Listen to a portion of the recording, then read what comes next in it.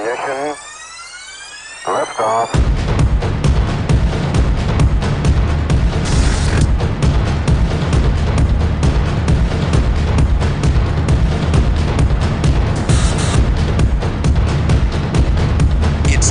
It's now time for the Game of the Week, a service of Cgame.live.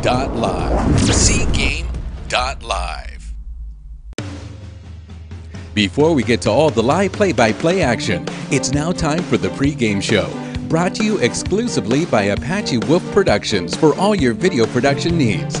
Apache Wolf Video Production Services provide an affordable option to businesses in the Puget Sound area, offering training videos, event videos, promotional videos, corporate video productions, TV commercials, infomercials, live streaming of events, and wedding videos. The next time you need video productions, give Apache Wolf Productions a call at 425-222-1605. Apache Wolf Productions is a proud sponsor of the pregame show.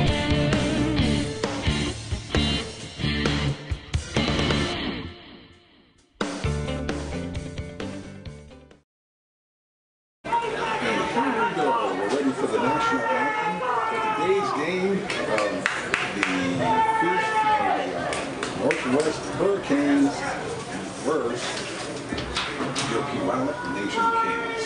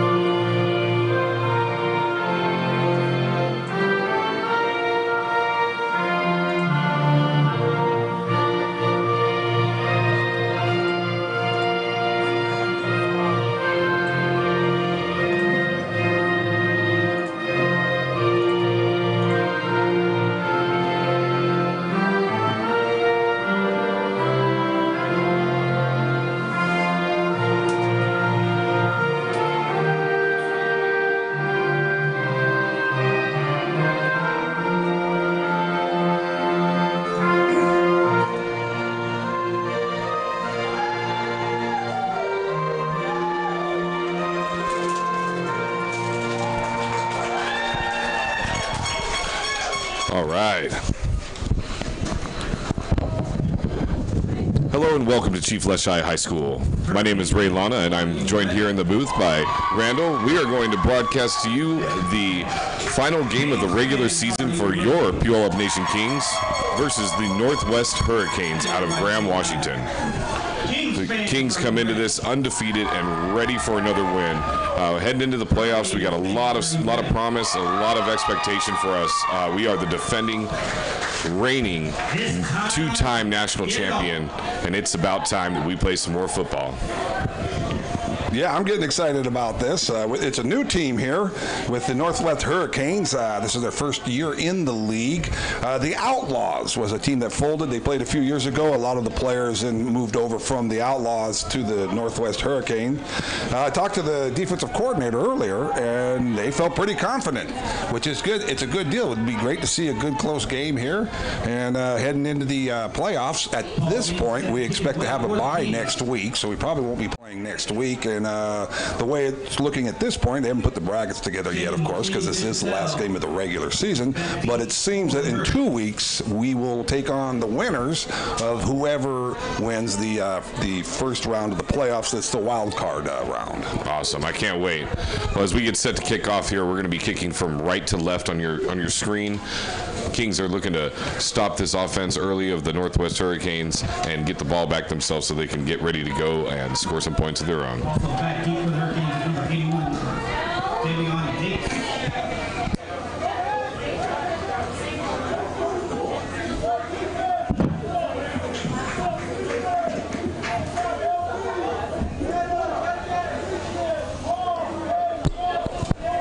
Boy, it's another beautiful day for football. It is. It's nice and breezy out here, so it's not going to be too hot out there on the field for them. The last few games have been scorchers out there, so hopefully these guys can get out, stay injury-free, produce a great game for all the fans that have joined us in attendance, and for all of you watching at home.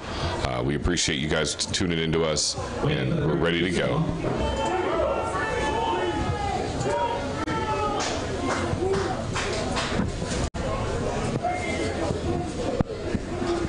Yeah, so the Hurricanes are going to get the ball first, and they have a new quarterback out there. We're looking forward to seeing him. Christian Morris just moved into town. Here we go. And the kick is off. That's a good kick. Back to the 5-yard line. Received there, coming up the field. Breaks to the left, goes out about the 19-yard line.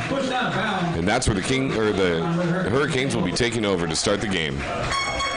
That was a nice little return. Get back almost to the 20-yard line. So it was good coverage also by the Kings special teams. It's one thing we've noticed all year is the Kings special teams they've been outstanding. The only thing last week, of course, had a little bit of rush up the middle when they were talking about on extra points, field goals, things like that. But other than that, the special teams have been pretty solid with the Kings. Yeah, I've only seen the special teams get into trouble when they outkick their own coverage, and that's the only times that they've ever been in any jeopardy and had any big returns against them. Yeah, that's a problem when you kick it too well. Exactly. And the Kings kicker has been very good all season long.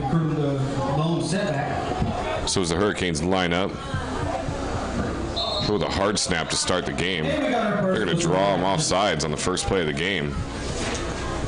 Pretty veteran move from a young quarterback out there. Yeah, number 14, Christian Morris, as we said, just moved into town. Young guy. I'm not quite sure how old he is. He looks younger than about anybody else on that team. But that was a good, smart move right off the bat. Yeah, he's been watching a lot of NFL football. That's a veteran style play that you see from quarterbacks like Aaron Rodgers and things like that. So we have 4 wide, 1 back, shotgun set, hands the ball off, right up the middle. Gets a few yards before he's taken down by a group of guys. Yeah, you throw in that first offsides where he drew them off on the good count, and then a draw right there. That's a first down. Looks like it's just short of the first down, maybe by about a half a yard at this point. So that's going to bring up second down. That's not quite a first down, but it's awful close. Yes. That's correct, Randall. And, they come off with a draw. You got to figure that's the second play of the game. They probably are aware of the pass rush from previous games, possibly watching our broadcast. That's true. You start off with a draw. They usually don't do that unless you expect quite a pass rush, which the Kings have been mounting this year.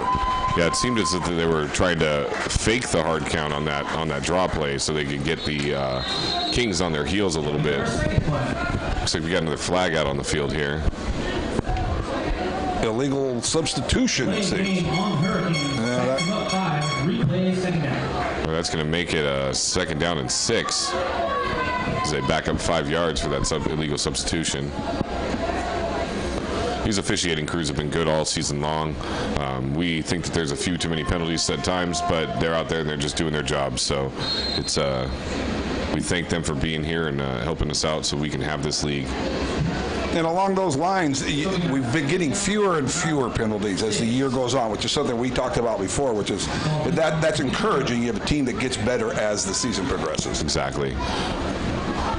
So they line up, they got 2 backs, 3 wide.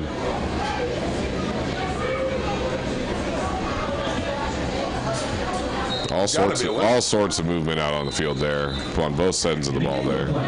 Got to be a whistle on that. They called it on the defense. That's one of those deals. This is a newer rule when the defender jumps offside, so the offensive lineman has to move because you got to protect your quarterback. Yes. And then they call that on the defense. Back in the old days when I played ball, they would call that on the offense. But that's a good change in the rules. That's to protect the quarterback. The offensive line's got to move if the defensive guy's coming across. So that's a case where the defensive line got into the neutral zone and the offensive lineman moved on that. It's a penalty against the defense.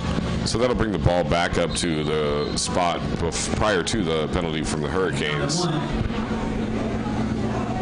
Showing some motion. So the handoff to the right side. He's going out to a sweep. Gets hit and knocked down.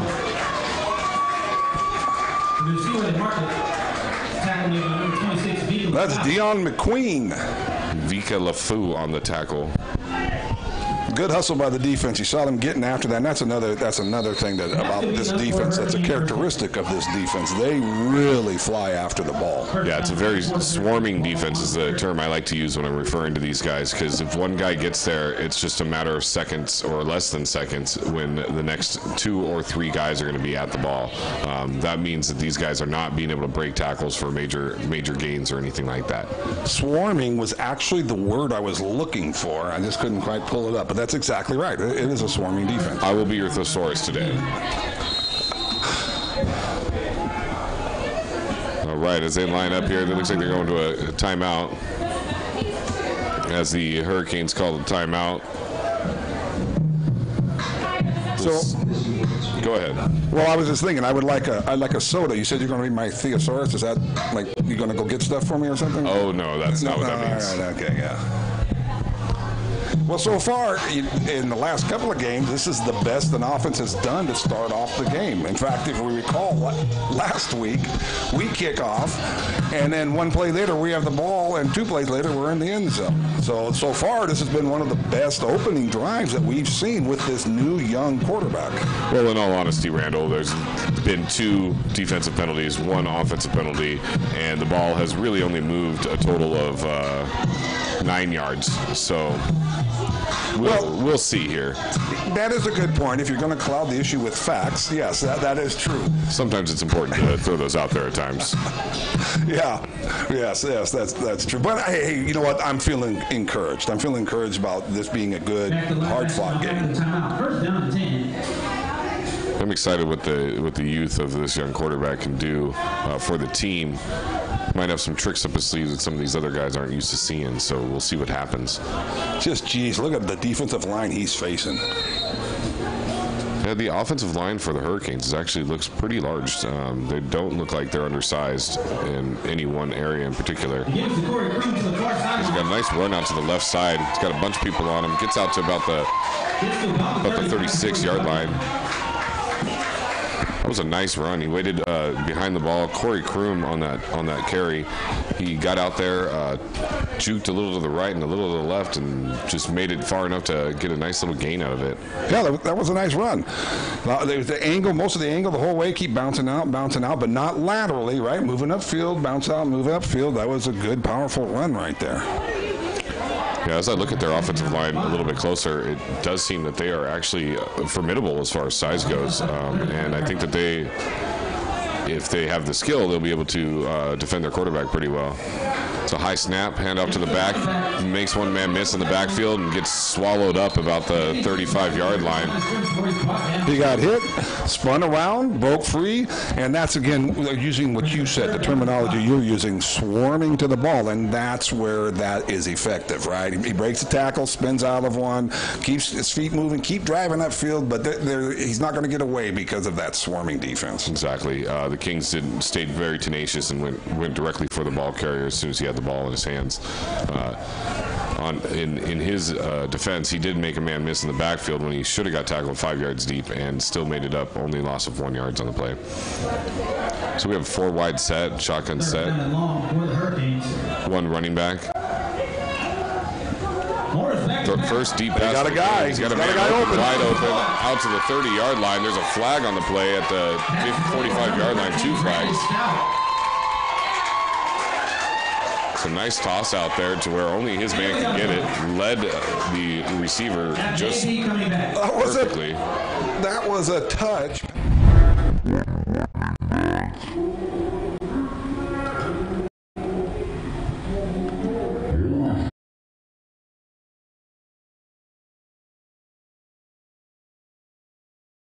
That might have been what gave him that extra space to be able to get that open on that play. You know, and we've talked about this in past games. If you look at they were actually getting to them. The pressure was getting to the quarterback. He actually throws it off his back foot.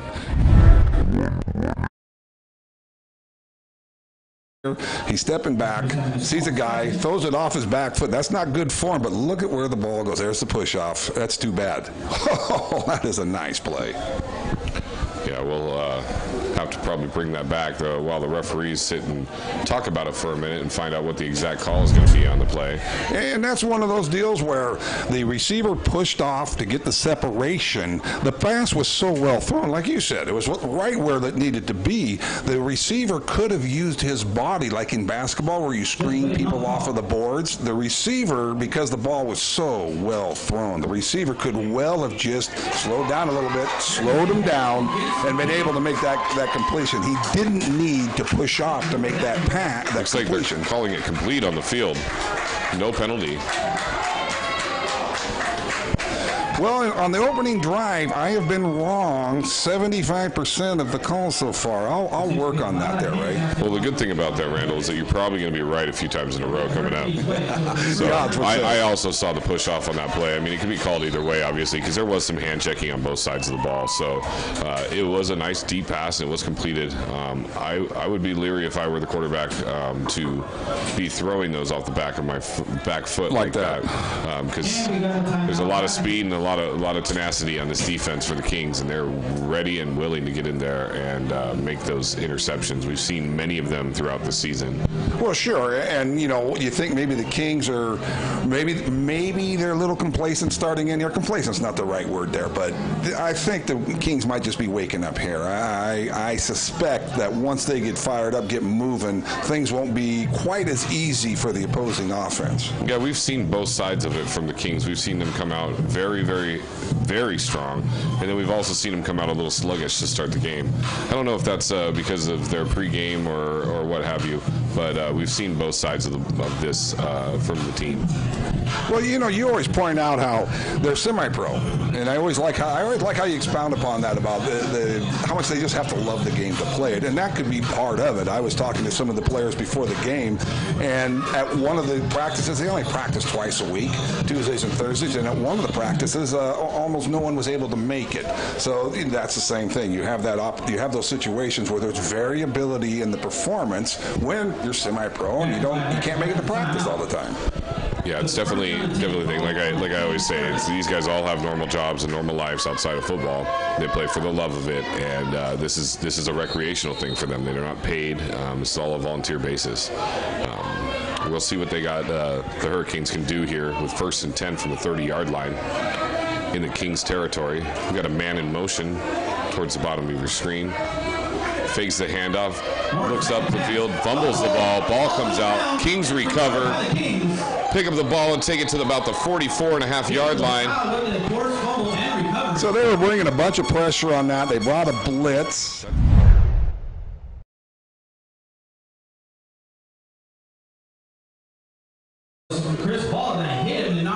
Yeah, that's good hustle there. Vika. So it's Kings football. 1st down and 10. So as we were saying how well the Hurricanes were doing, it comes up as a Kings turnover. We see this a lot, actually. I can't stress enough how often the Kings are ready and willing to perform on all sides of the ball. They play defense well, they play special teams well, and we're about to see what this offense can do today. They're never sluggish on the offensive side of the ball, that's for sure. They may jump a little quick, but they're not sluggish. That's right. That's going to back them up 5 yards. Maybe they're trying to get more yards in this, on the day here. And that last play, we were talking about the young quarterback, and that's moving the ball, getting it downfield. They got a little pressure on them. They brought some blitzes, and that's inexperience, right? You go down, you don't fumble. You go down, take the sack, get back up and play another down, and that's inexperience. He had an awful good opening series, though. And let's see what Adam Cruz, quarterback for the Kings, can do today. It's been pretty much money this whole season. Back to pass, deep pass down the right sideline. Got a man in front of his man. The ball is incomplete. That was some good coverage too. That was great coverage by the Hurricanes. They didn't get in the way. They didn't touch the receiver as the ball was coming in, and it was very close. A little underthrown. It's probably put a little more air on that. Or maybe not air, but lead the receiver by just a bit. Yeah, it was a pretty deep pass. He threw it 35 yards down the field. So Yeah, Cruz has been very good this whole season. He is pinpointing his receivers. We saw a huge game by Salgado last week, wide receiver number 22. We'll see what happens this week. Rolls into his left. He throws the ball to the sideline and makes a complete pass to Salgado, number 22, on the 45-yard line for a Kings first down. Notice his placement, too. Right there, right over the first down marker. And the way he put his feet as he went out of bounds, of course, he knew where he was exactly. Exactly, yeah. He sat right in there, and it looked like a zone coverage, and he just sat right below the over coverage and right below the man underneath him. So Cruz picked him and threw the ball right directly to him, and he made the catch for the first down, just as we called his name. Salgado had a monster game last week. Monster game. And there's a handoff right up the middle. That's Donald McKee with the carry. He's going to get about 5 yards on the play, down to the 40-yard line of the Hurricanes. Looking at 2nd down and 5. Just got off straight upfield and get what you get. Hey, we'll take five yards on first down. Yeah, we always talk about the Kings and how good their running game is. Another handoff right up the middle. He goes up, makes a man miss, straight up the middle. Lays it, hit himself. It takes about the whole team to get this guy down and reaches out to try to get a little bit more on the play. What a run. And there goes his helmet. He is fired up. Hey, there he goes. He gets the ball. Oh, he's got 10 men on him. They rip off his helmet, and he doesn't care. He's still laying on bodies and reaches out for just one more yard. What a run. What a run. And there's a flag on the play. Oh, wow, they're calling a holding. It's going to move him back a little bit here. We're going to have to repeat that down. Yeah, Donald McKee on that run. He hit the hole, made one little cut. All right, that was good too. In the hole, makes a cut, and then just accelerates upfield. And then right when, as we talk about, right when the run's coming to an end, he accelerates into the tackler, delivers the blow, and gets a great gain. Except it's coming back. Yeah, he I don't know that he needed that hold to get him to where he was. He ran very hard down that play. We'll see what happens here, lining up on 2nd down and 14. Cruz takes the snap. There's another whistle on the play. And we got another play. Huh. I was going to say that must be against the offense because they stopped the play, but it must have been like unabated. An offside against the defense there. Yeah, then what they'll typically is let that play go. That's where I was alluding to the fact that I thought it must be offensive, because if it's a defensive offsides, they'll usually let that play go. But he must have been in a position where he could hit the quarterback or something like that. All right, so we're 2nd and 9 here. High snap. Pick it up. Cruz recovers. He's got some time. Makes a man miss. Rolls out to his left. Throws it down the field deep. Oh, just outside of the reach of his receiver. Just getting that ball off. Just the fact that he recovered the bad snap, makes a pump fake, goes to his left, looks downfield, eyes downfield the whole way. He takes a hit out of bounds at the end of the play and just outthrows his receiver. What a throw, though. That was a deep, deep pass, especially under that type of duress.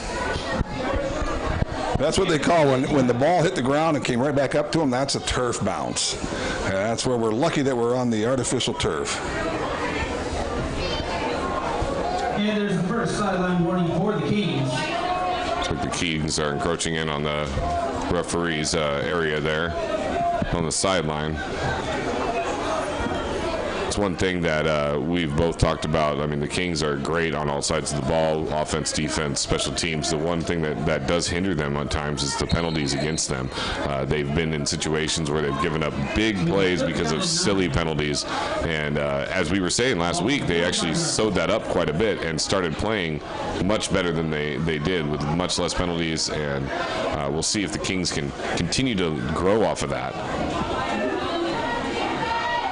McKee in motion to the bottom of your field. Cruz steps back, throws it up for the middle.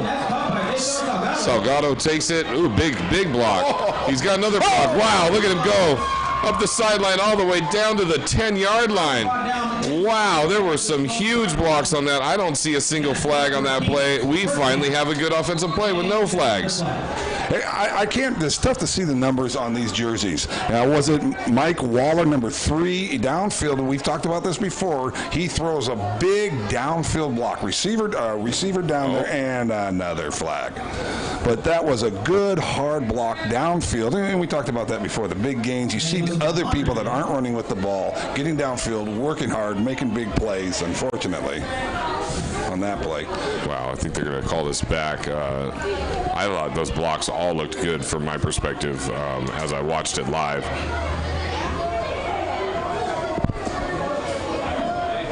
Let's see what they're going to do here.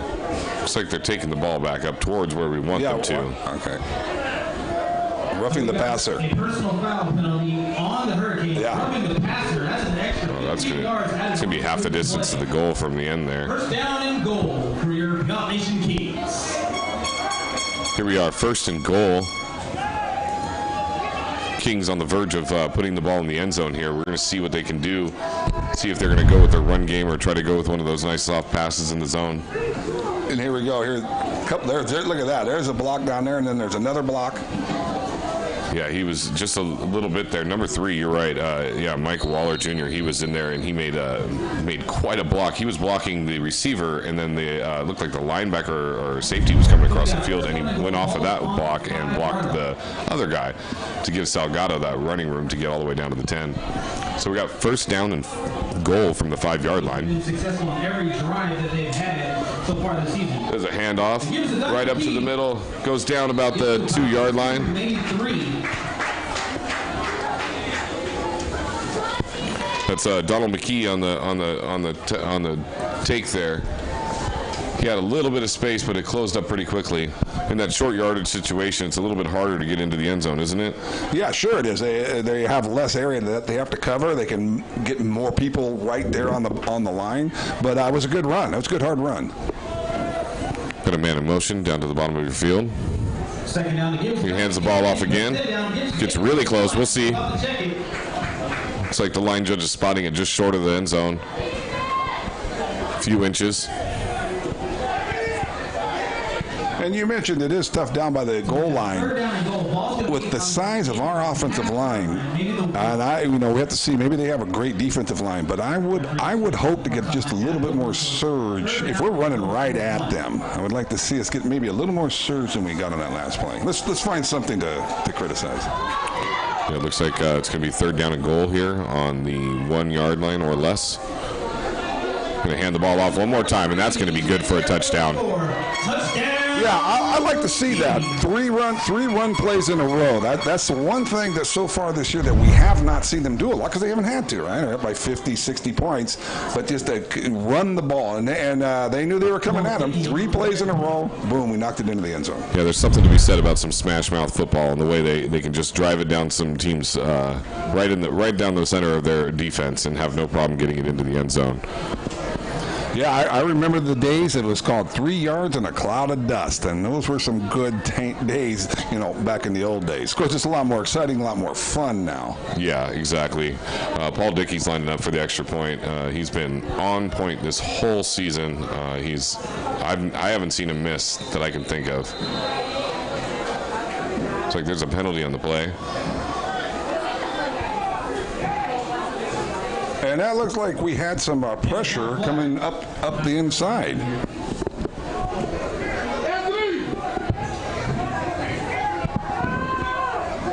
I'm not sure what we're doing here. Offsides on the defense. Well, which could lead to pressure up the inside to get a Absolutely. Jump. Yeah. Hopefully that's what that was.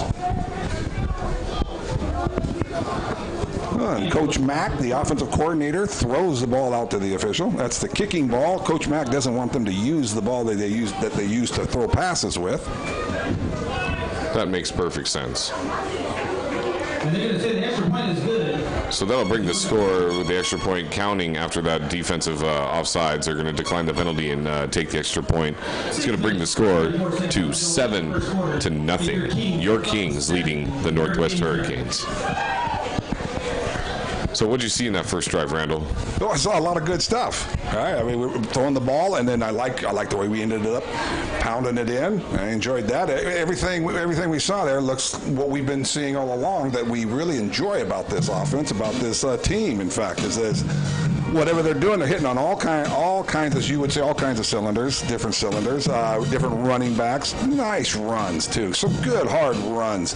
Now, those runs work well because you're mixing it up with the passes. And, there was a couple of close passes that we didn't complete, but it looked good. We're getting open. We're protecting the quarterback. And then when we get down there on the goal line, 3 runs in a row. Right? I saw a lot to be happy with. And I tell you what, I'm excited to see what the Hurricanes are going to do with their second possession. Yeah, I thought that the overall drive was great. I mean, obviously resulting in a touchdown is exactly what you want. One of the things that we saw that we don't normally see, and we haven't seen much from the Kings, is that they actually had a lot of time of possession on that drive, which is something that they really haven't done. They're usually like 2 or 3 plays and they're going to get into the end zone or not. And as they kick a little squib kick here, mishandled there at the 30-yard line. Pitch back to the return man. Looks like he'll go down about the 21-yard line.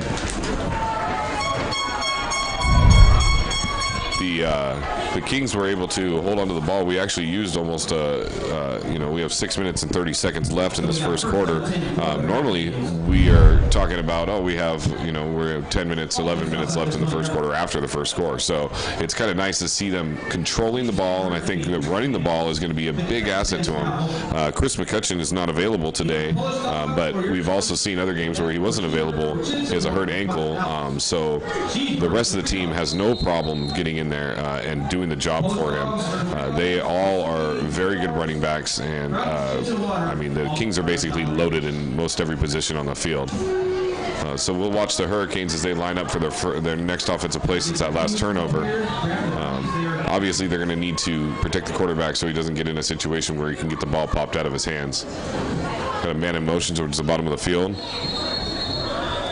Did he get him again? That's a young quarterback acting like a pro with the snap count. That's another offsides penalty. He looks like he got him with the hard count. You're right, Randall. And that's might be one of his strong suits. I'm sure this kid grew up watching these players that some of the best quarterbacks in like the major NFL. They all are able to draw defenses off sides, and then when they don't draw them off sides, they're keeping them on their heels to where they're not getting that jump and being able to get into the quarterback. Slowing down the rush, yeah. Exactly. We got a bunch formation too wide. Everybody else is right in the center.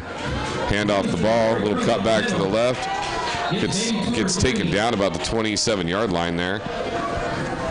Didn't get too much there. Started off to the right, made a little jump cut, angled back to the left. Kept going, though. Not a bad run, but didn't gain a whole lot of yards. Looks like he's hurt his ankle. His ankle's a little banged up on that play. That's Corey Kroom again, hopping off the field there. Hopefully he can get some tape on it, and maybe it's just a cramp even. Yeah, we want him. They want him back because the first series he had some nice runs. They need the 2 running backs that they have out there, number 20 and also Kroom there. They hike the ball, hand off to the back again, and he gets knocked down in the backfield. Jimmy Ivory gets tripped up by his own feet before he's tackled by number 55, Chris Valla. Chris Valla with the tackle in the backfield gets in by himself and makes just enough contact to get him down to the ground.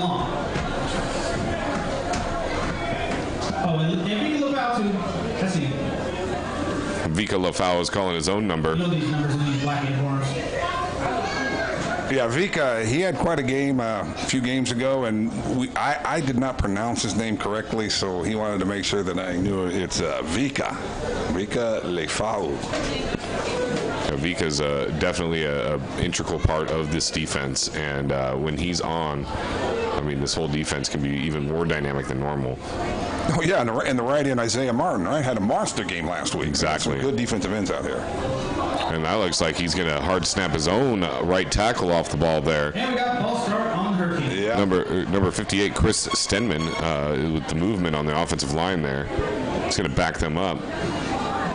That's the one thing about the hard count. Sometimes if you don't discuss it in the huddle with your teammates that you are going to be doing a hard count, that they can come off sides themselves, and that can cause obviously issues just like that. Sure, and he's blocking Vika Lefau. So when a guy comes off the ball the way Vika does, that offensive tackle, he's got to be ready to go. Yeah. And that's what happens. He's looking at him right now. Why would he look anywhere else? We got another penalty on the play. You know, Another false start. We're going to move it back again another 5 yards. We started the game off. You were saying how, geez, there were just been too many penalties, and it was getting better. Well, we started the game off with a lot of flags out there on the field. I think that the Hurricanes are probably a little eager. They probably have been looking at this game for a while now, knowing that they're facing the two-time defending national champions. And you know, obviously, you want to make a showing, even if you get taken out by these guys. It's kind of a pride check for you as a player to put some points up or do something good against this team. We'll see what they can do here. Takes the snap, scrambles to his right, got some pressure in his face, throws the ball across the field, almost intercepted. It bounces off of Brandon Stout's hands and into the Kings' hands and just barely drops the ball there. Obviously, the throw was a little high, but that's one, you know, you can pull that down. Now, the thing is, you're over the middle, you're extended like that, you're very vulnerable to some kind of hit, but that's where the quarterback scrambling out, throws back across his body, not a bad throw. Yeah, if he could have got it a little lower, I think that would have been a completion. Yeah, it definitely needs to be a little low, but then again, you look at, he's a young guy, he's new, he's relatively new, certainly at this level, and a little too high, but not all in all a bad throw.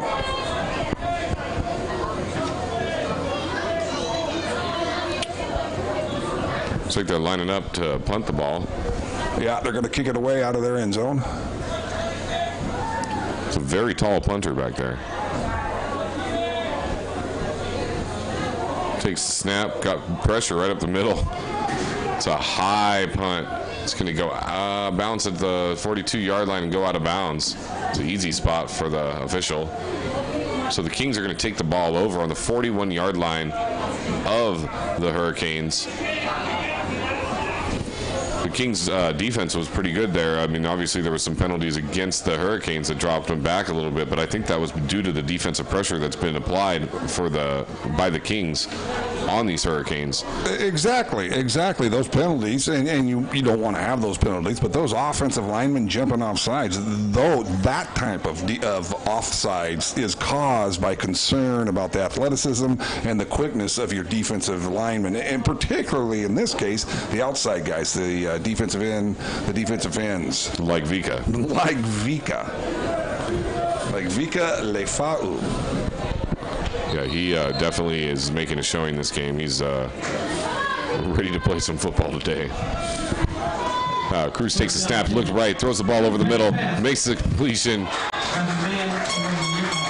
By the size of that guy, that can only be Catron Barquette. There's only one guy, yeah. That's his first reception of the day. He gets out to about the 31, 32-yard line. He's going to bring up second down and short. Now, Barquette is an imposable force out there. He's very large, very tall, and he runs very fast, too. Cruz scrambling to his left, looking upfield the whole way. He's going to go out of bounds and get the first down, gain about 2 yards on the play. That was a pretty good play by Cruz to not throw the ball into traffic. Barquette was double covered in the end zone, and there was really nowhere to go with the ball, so he kept his eyes downfield and still ran it up for that first down. You're right. He looks there. He's analyzing the situation. I didn't see the double coverage. Good eyes there, Ray. But the point there was, as he was running, he realized he could get the first down. He saw that, analyzed it, because he was running for quite a while before he got to the first down. But he saw that. He could get to the first down. Why throw it into coverage? Boom, that's a good run right there. Good, smart play by the quarterback. We got split backs, 3 wide. This is going to be a handoff up the middle. He's bouncing out to the left. He's got some room going up. That's going to be good for a first down. He's going to go down to the 14-yard line. He's going to be spotted the ball. Quite a run. Right off our left guard, number 72, Sui Toia, and I happened to be watching him on that play. He hit his guy, and the guy rolled on him, and he stayed on him. He had his feet charging, and he rolled with the defender. The defender could have rolled off it, but he didn't. That was one heck of a. That was some good footwork by Sui Toia. I believe his name is Sway. Sway Toia. That's a cool name as far as I'm concerned. Okay, Sway. Looks like we're going to line up in the same formation as we did just a moment ago. Now we got a man motion up to the top of the field there. Gets all the way up towards the end sideline. Gets hit in the backfield and dropped. It's going to be for no gain. Gets back up to the line of scrimmage, though, which is exactly what you need if you're going to get hit in the backfield. And that was Donald McKee with the carry on that play.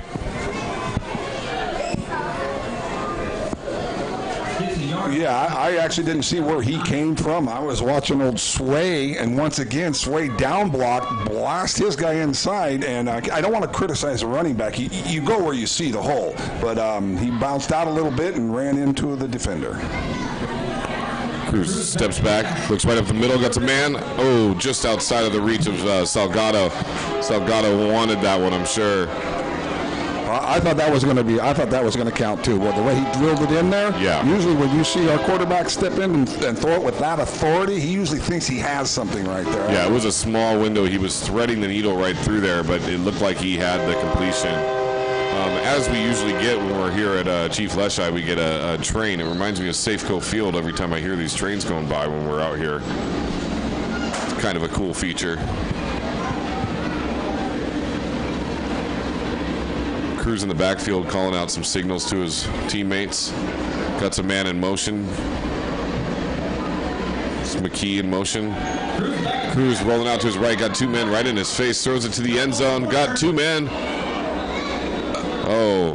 That was a great Barquette catch. comes up with it somehow, but it's out of the end zone. Wow. Yeah. He jumped over the top of everybody. Watch this play. He just comes out of nowhere and just makes that grab. Wow, what a play. And it doesn't account for any yardage of any sort, but wow, he jumped over the top. I mean, you could see it, like his waist was at the head level of everybody else out there.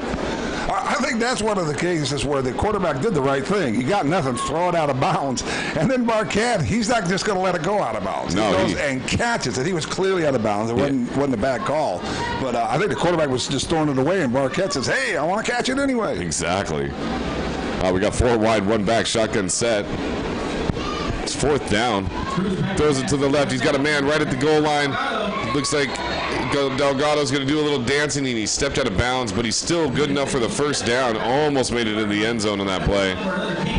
Yeah, that was a good move. Lots of times a receiver wants to do that. He catches the ball on the sidelines, and then you roll back in or actually back out, and you're coming back downfield a little bit. You're giving up a little bit of yardage. However, the defenders, as they're running at you, they'll overshoot you upfield, and then you come in behind them and try to drive into the end zone, which he tried to do. Too close to the sidelines, though, and he ended up stepping out of bounds. Yeah, but just his heel went out of bounds, so it was really close play. Waller Jr. in motion to the bottom of your screen, hands the ball off. McKee takes it right up the middle. He's good for a touchdown. That's another Kings touchdown. And you know what? Let's give a shout out to number 73, the right guard, Andrew Pena. He down blocked, and his down block opened up the hole, and that's the running back hit in behind the right guard, Andrew Pena, with a good, solid down block. I tell you what, this offensive line, they're getting better every week, and I'm seeing them a lot more aggressive, a lot more powerful coming off the ball, which was something I mentioned to you off air that I wanted to see that with our offensive line, and it does seem that we are being a lot more powerful, a lot more physical out there. Yeah, it's really great having you with me, Randall, because you're able to point out all of these intricacies of the offensive and defensive line that I'm not able to necessarily see, and you giving these guys the credit they deserve when they're out there playing, and I'm sure they really appreciate you as well. Of course, I'm making up everything I'm saying. But lies. Now that we recorded. Okay, here we go. They're going to come up the middle. Paul Dickey with the kick. It's a low kick. That's a missed extra point. Wow, that's a first for him. I guess get it out of the way now before the playoffs. Yeah, I don't remember that before. Yeah, that brings the Kings score to 13-0. And one of our favorite players, he got knocked. I'm not going to mention his name because I don't like it when they mention when someone does something wrong. But one of our favorite players that we talk about all the time, he got knocked off the ball a little bit there. So good, there's something to work on. 13-0 by the end of the first quarter. Normally, as you alluded to earlier, normally the game's almost over by this time. So we got one heck of a game going here. Yeah, this is an exciting game. 23 and a half seconds left in the first quarter. The Kings lead it obviously 13-0 over the Hurricanes. Kings doing exactly what they want to do. They're imposing their will on defense, on offense, and on special teams. We have seen this before, and we hope to see it many, many more times in the future. Yeah, and now, of course, it's going to be interesting on what the Northwest Hurricanes can get started. Now's the time. It'd be important for them to get a drive going, like the first drive of the game. Yeah, I think that the Hurricanes, I mean, if you look at their team, they do have some size on both offense and defensive line. Their running back, we'll see if he'll come back in the game after going out last quarter or last drive. And their quarterback seems to have some pretty good poise for being a young man back there. Yeah, he really does. So the Kings kick off from right to left. It's a squib kick. Picks up the ball. This time he's going to take it himself. Doesn't look like he's going to throw it backwards. Takes the ball, gets crushed. That's Shane DeChatel with the return. Gets up to about the 35-yard line. Now, last drive, the Hurricanes had some issues with penalties. They were offsides or false starting the ball multiple times over, and then they had that injury after a decent run. So we'll see what they can come up with and come out and do this drive.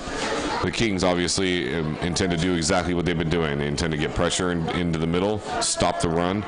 If they get the pressure, the quarterback is not going to be able to make those plays downfield and then have coverage to back them up.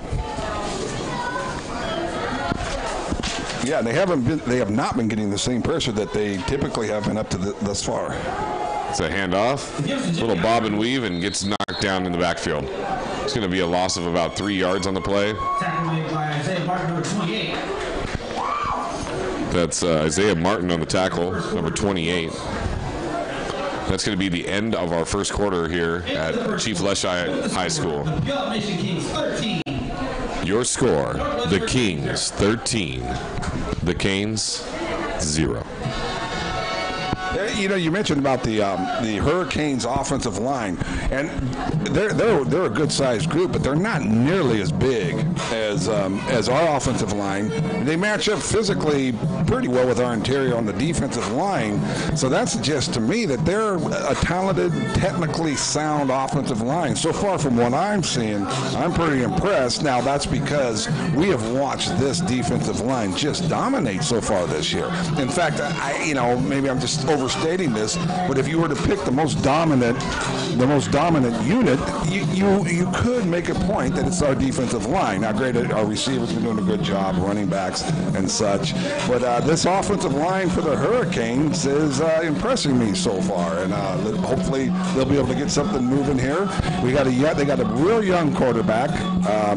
I wonder if is he even 18, so he's learning on the job, but he's doing a pretty good job. And this offensive line, the times they jumped off sides, we were talking about the series before.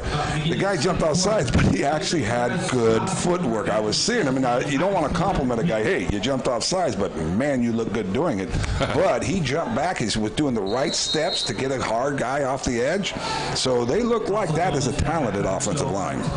Yeah, some of these guys they got up there are pretty big. I don't see them doing like some of the stuff that athletically our offensive line does as far as like pulling and making those lanes for the outside. They seem to just be kind of more of a stationary pass block type of defense, or offensive line rather. But we'll see. Let's see how the game develops. Gee Looks whiz. like he goes with another hard count and draws his own men off sides. Yeah, this is one of those deals though, where the wide receivers, they actually tell wide receivers don't go on the snap because it's not that important that they get that jump. They tell wide receivers you go on the ball. In fact, the wide receiver plays it somewhat like the defense is supposed to do, play the ball. So that's a bad one right there. Yeah, I agree. First down and 15 for the Hurricanes. So it's going to bring up 1st and 15 now for the Hurricanes. Just put themselves in a hole.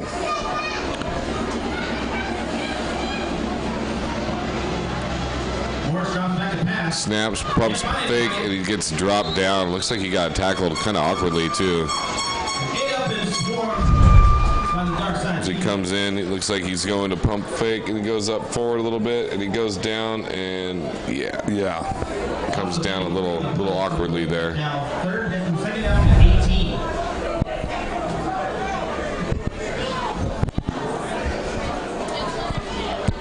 he's hobbling around. Yeah, I don't like quarterback. And we have an injury timeout. Looks to be the quarterback. I hope he's okay. It looked like his when he got tackled low and high at the same time. Got twisted around. Got twisted up a little bit.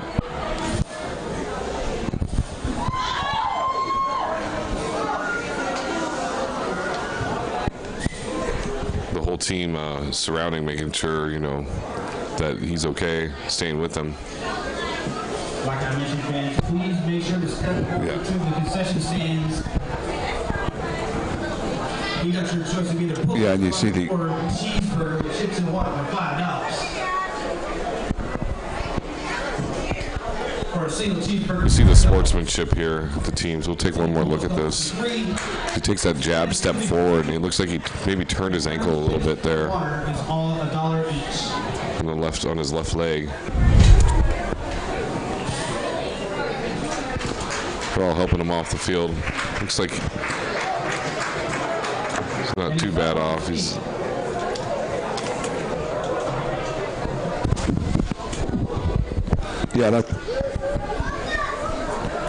there's a lot of sportsmanship out here with the teams, and they're both out there on the field. Vika LeFou was one of the ones that was right inside there, making sure he was okay. And that's Vika's job, is to get in there and hit the quarterback. And he's the first guy on the Kings to get down there and make sure he's okay in that play. The head coach Tutu was one of the first people out there to check on the well-being of the quarterback. Yeah, it wasn't a nice leisurely stroll out there. They were running out there to make sure he's okay. I'll bet you that the Kings coaching staff has been impressed with the young quarterback for the Hurricanes also.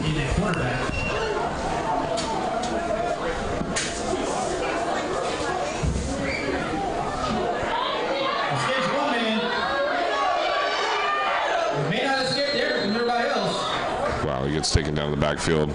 Devane Davis, number 81, is back at quarterback.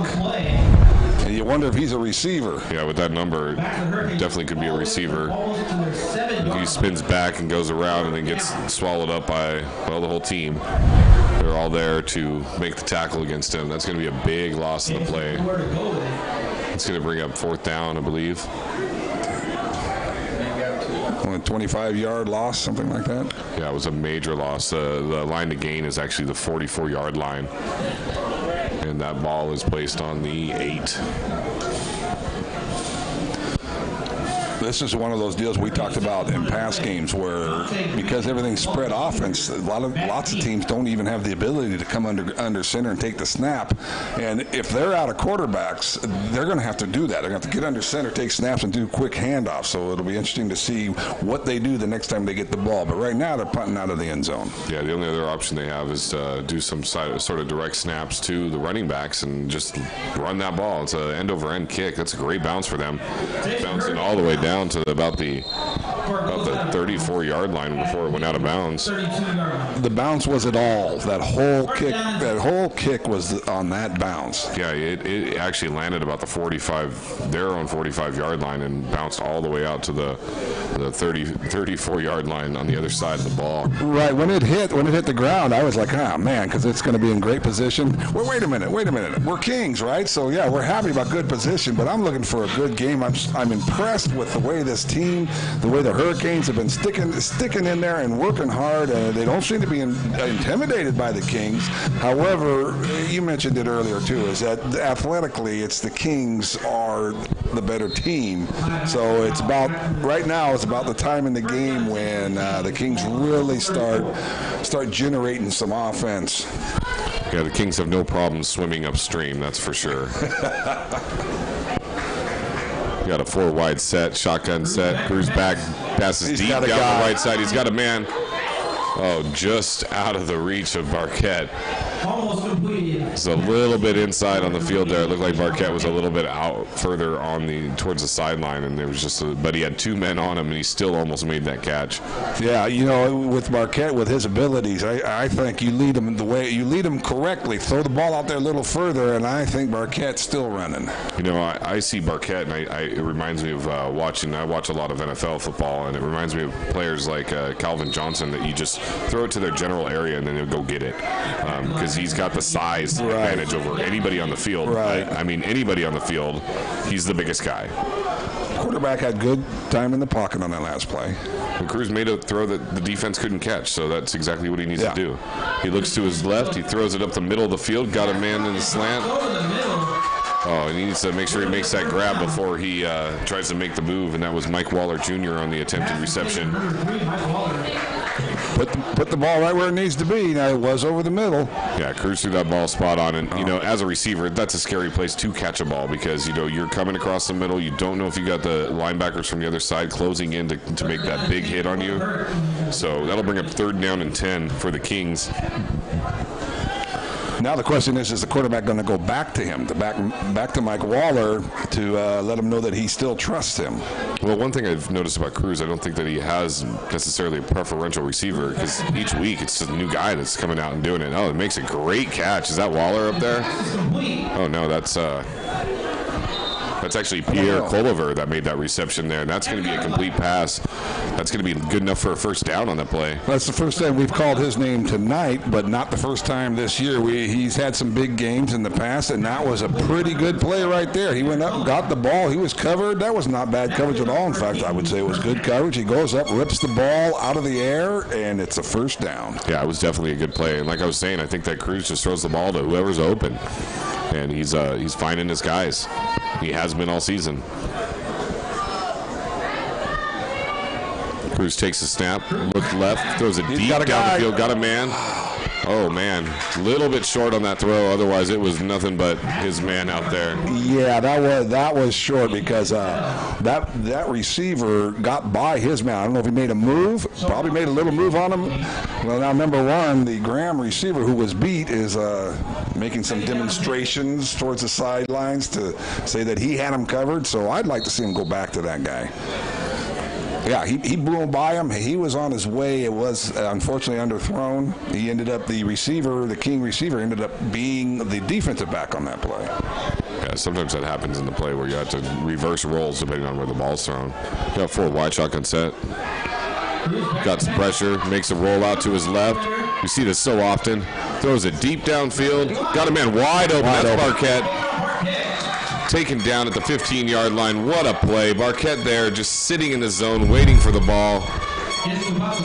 Cruz makes that play happen by getting out of the pocket, making that little button hook spin move and throwing it deep downfield after it. And Barquette is just unaccounted for out there, and it makes a nice open field tackle actually on Barquette. And then look what Barquette does after the tackle. He goes back up to that guy that comes up to about his hips and actually congratulates him about making the open field tackle. Yeah. And the thing about Barquette, that was not the route he was supposed to be running. He ran his route, I'm sure, but that's the idea of working to the open space where he knew the quarterback was in trouble. He found some open space and made a big play. So takes the shotgun snap, throws it deep with fade right route to Barquette in the end zone. Barquette, he's still trying to catch the ball even though he's 7 yards out on his sideline there. Jeff Young, number 2 for the Hurricanes, on. Yeah, as you were saying, it's a big deal when your quarterback's under duress in the backfield and he's making stuff happen with his feet, which is exactly what Adam Cruz was doing in that play. And Barquette kind of ad-libbed onto his own route to get himself wide open out there to make that big play available for the Kings. And on that play that you're talking about, the quarterback got into pressure from something inside, so I'm going to keep an eye on that. There was some leakage inside, but everything you said is spot on. Cruz back to pass, throws it up to the middle. Oh, man. Who's that? That's Mike Waller Jr. Almost has enough to stay with it on the play to get his own tipped ball. Oh, it's tipped by Tip by Hurricane defender. Percy Etheridge on the Hurricanes, and it went right back into Waller's hands. He almost has the ability to bring that ball in even after the tip. Good concentration, though. Didn't pull it in, but that would have been a Sports Center highlight. What's good about that is that the ball's up in the air, and he really focused on that. Yeah, exactly. So that's going to bring up third down. 3rd and 10. 10 for your Kings. Cruz back to pass, little screen pass out to the left. Got some space. Going to take it up to about the 8-yard line. It's going to be about 2 yards short of the first down. That's going to bring up 4th down.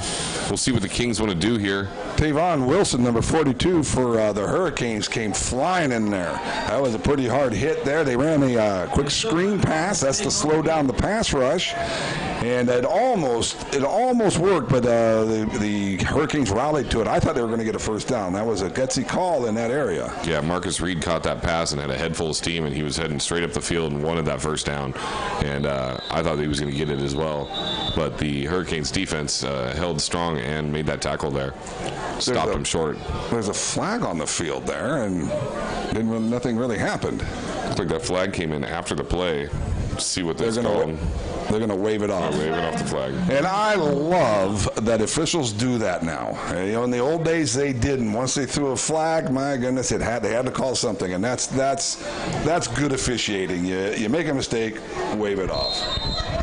I also like that call, that screen call. That caught the Hurricanes by surprise. It was just some great individual effort to keep them from getting a first down. So that'll bring up 4th down and 2, and the Kings are going to go for it. They have 4 wide, 3 to the bottom of your screen. Cruz rolls out to his right, looks left, throws the ball up the middle, and it's incomplete in the end zone.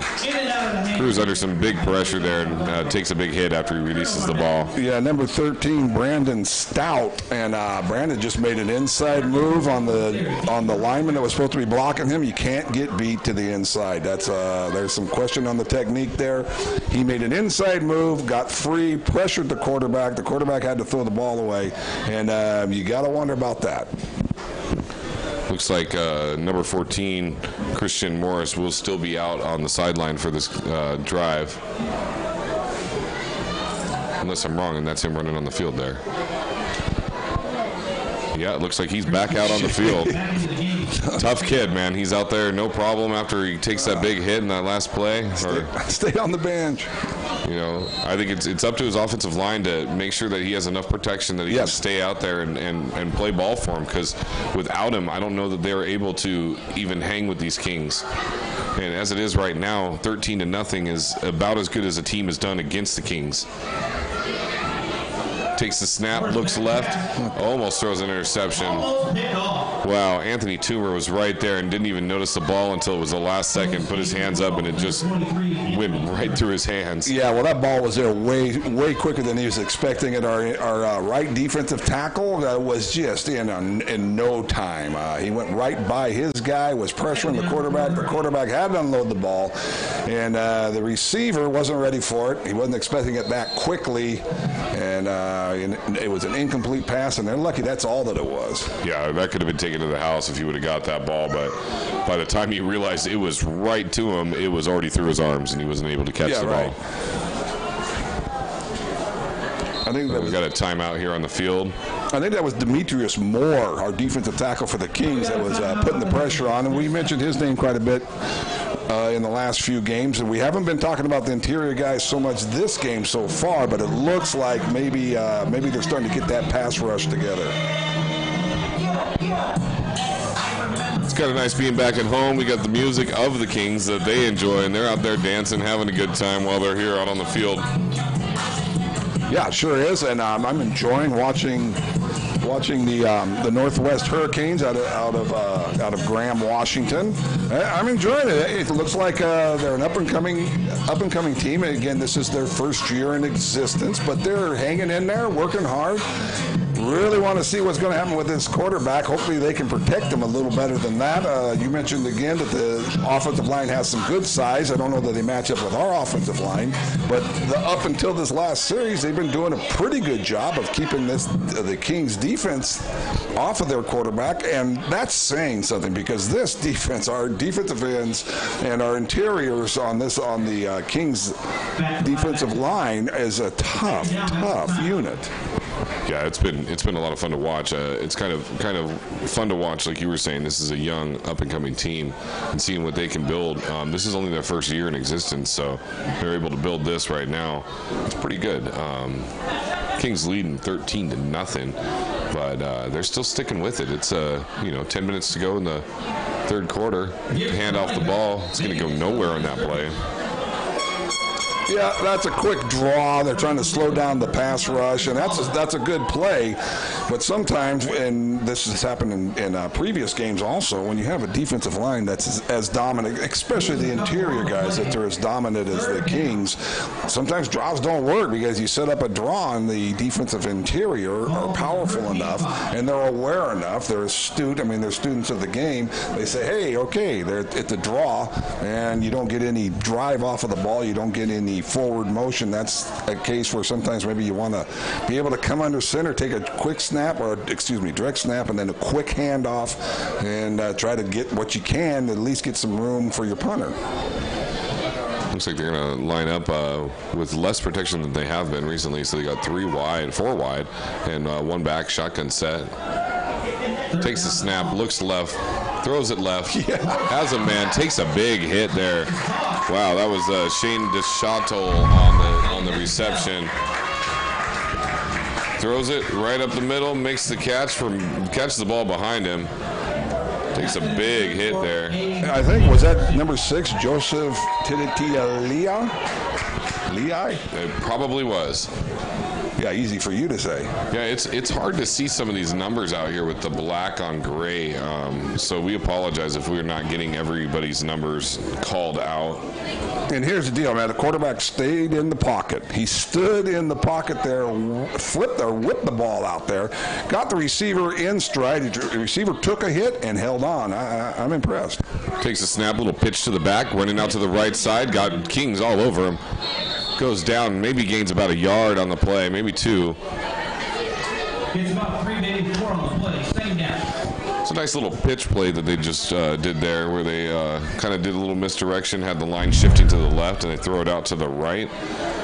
He makes the grab there and got some blockers out in front. Makes a spin move and swallowed and tackled up. I don't know, was that 00? Yes, that was. That's Devon McQueen. Devon McQueen has been running the ball pretty hard for these guys today. He ran it hard. I see he only got 1.5 yards or so. I thought it was a more aggressive run. I thought he was going to get a little more than that. It looks like he's going to be kind of their workhorse back right now after Corey Kroom has left the game earlier. We'll see if Corey is going to come back, but so far we have Devon McQueen out there running the ball for these guys.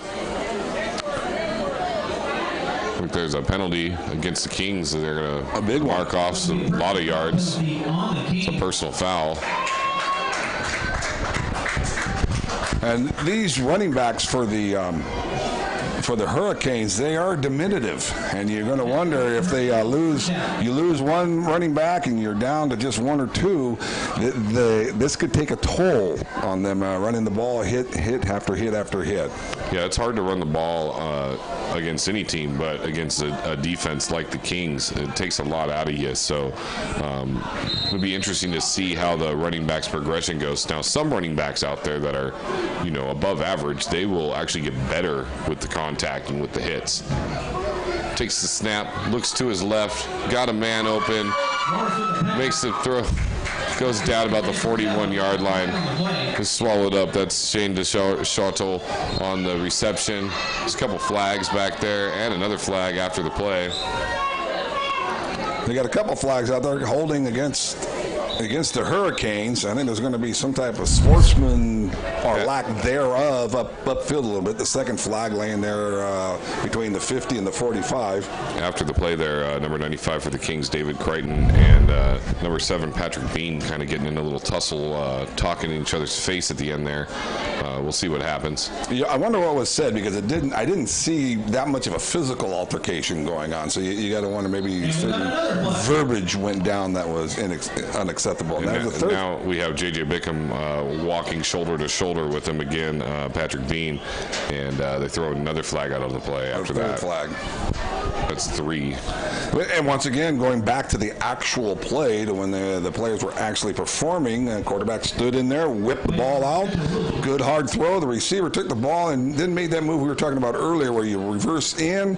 However, in this case, he didn't turn it back upfield quite as quickly as he should. You're going to give up some ground to try to have the pursuing people miss you, but then you got to turn it up and accelerate right upfield, and that's kind of the important part of that. You catch the ball, make the quick move, turn in, give up a little bit of ground, but then you got to accelerate upfield. That's something their receiver did not do on that play.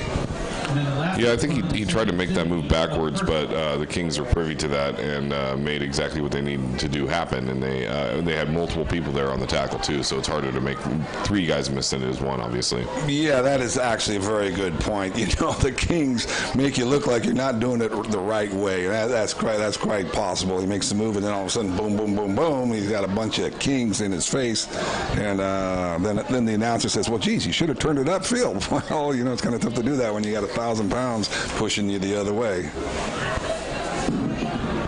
So we're going to sort this out. So we may have 3 separate penalties here. Yeah, the one on the actual play could be a holding. Seemed to be thrown in that area. Yeah, it was kind of towards the line of scrimmage, and then after that, it looked like there was the last one looked like a taunting penalty to me. Well, when it's that late, right? That late, it's got to be dead ball.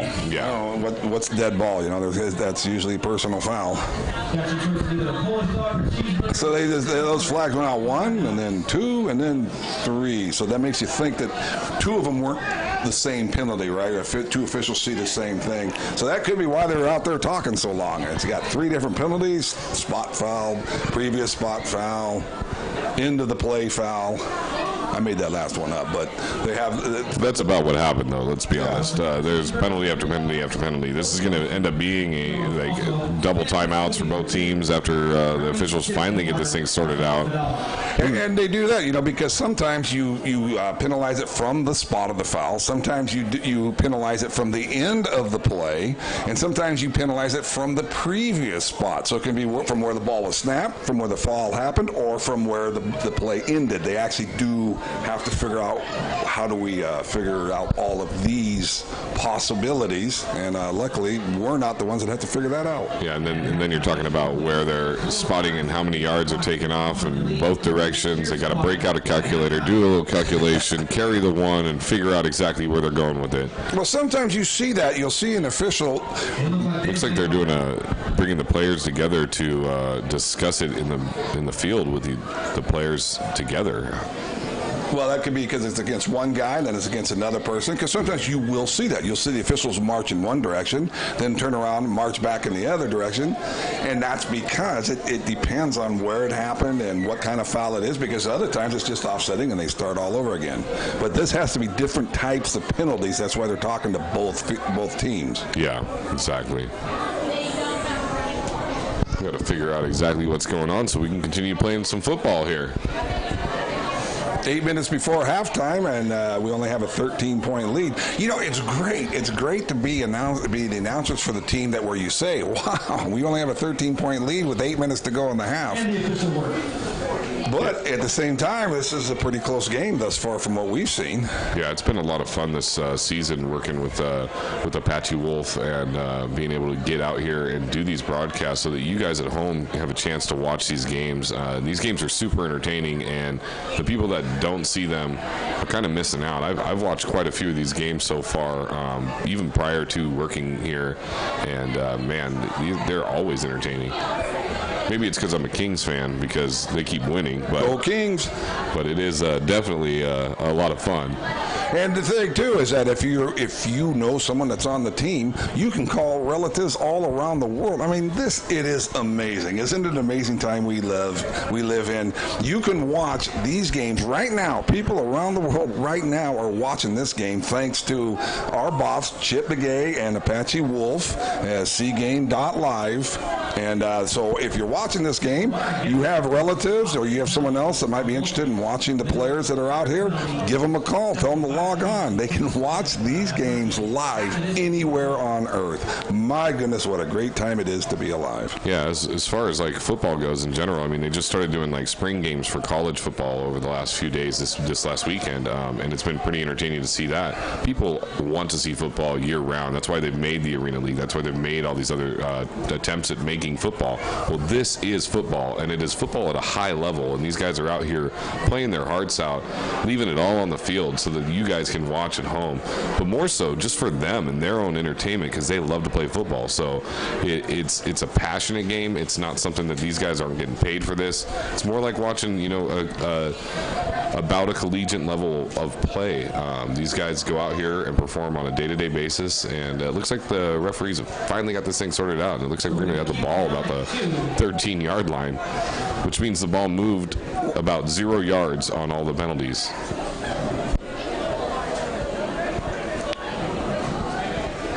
I wonder if they just decided, we don't know, we're just going to go ahead and just put it back to the line of scrimmage. I'm going to give them credit. I'm going to say they figured it all out, and that's where it's supposed to be, but I didn't follow it. Where's the other, where's the line to gain? Where's the other? It's all the way up at the 38-yard line. No, and then the other one's up at the 48. Oh, you're right. 48-yard line is where they got to get the first down. So we'll hand it makes off the inside. run and gets hit in the backfield and goes down about the 9 or 10-yard line there. Devon McQueen. Made by number 26, Vika LaFau. Vika LaFau on that tackle. That's we Vika. have been calling Vika's name all day. He is in every play, and he's making noise out there. It's a lot of fun to watch him. And we've been calling it correctly, I might add. Yeah, which is great. You know, the pronunciation of some of these names are a little difficult at times, but we're working on it. It's a work in progress every single day. We're getting better. And along the lines of Cgame.live and Apache Wolf Video Productions, if there's anyone out there that wants to have their game broadcast, maybe they should give us a call, and I'll give you that number after this play. So as they line up here, second down and a mile to gain. They're going to hand the ball off again. Ball is loose. Let's see who comes up with it. They got it. They were able to fall on it, but they're back down about the 1 yard line. Yes, that's Christian Morris there, landing on the ball after the fumble. But they get the ball on the right 3. That would have been a bad situation, wouldn't it, Randall? Like, they fumble the ball and give the Kings the ball on the 3 yard line or 2 yard line. That would be as bad as it gets. Yeah, I mean, we of course we'd be happy because our team would be getting the ball in scoring position, but I want them to kick it off. I'd like, or not kick it off, but kick it out of the end zone, punt it, and let's see the Kings offense roll up some yards. But of course, first it's third down. So as they line up, they have 3 wide receivers, 1 back, shotgun set. Looks left, throws the ball left, right in between his 2 receivers. Pass intended for Denzel. Looks like the timing might have been off on that route a little bit. Yeah, I'm wondering about that too. That was so in between 2 receivers. You got to wonder maybe one of the receivers. I don't know. Maybe he didn't run the route that was expected because that was so far off. And it looked like, he had enough time to get it off. So I'm not quite sure what happened there. So you know what? If you're a high school player, you'd love to be able to have your games broadcast, and then so that your relatives on the East Coast, or maybe you have relatives that are in the service and they could be in Europe, and you'd like them to watch the game live. Well, maybe we could work that out. 360-930-9615. That's 360-930-9615. Looks like they're lining up to punt the ball.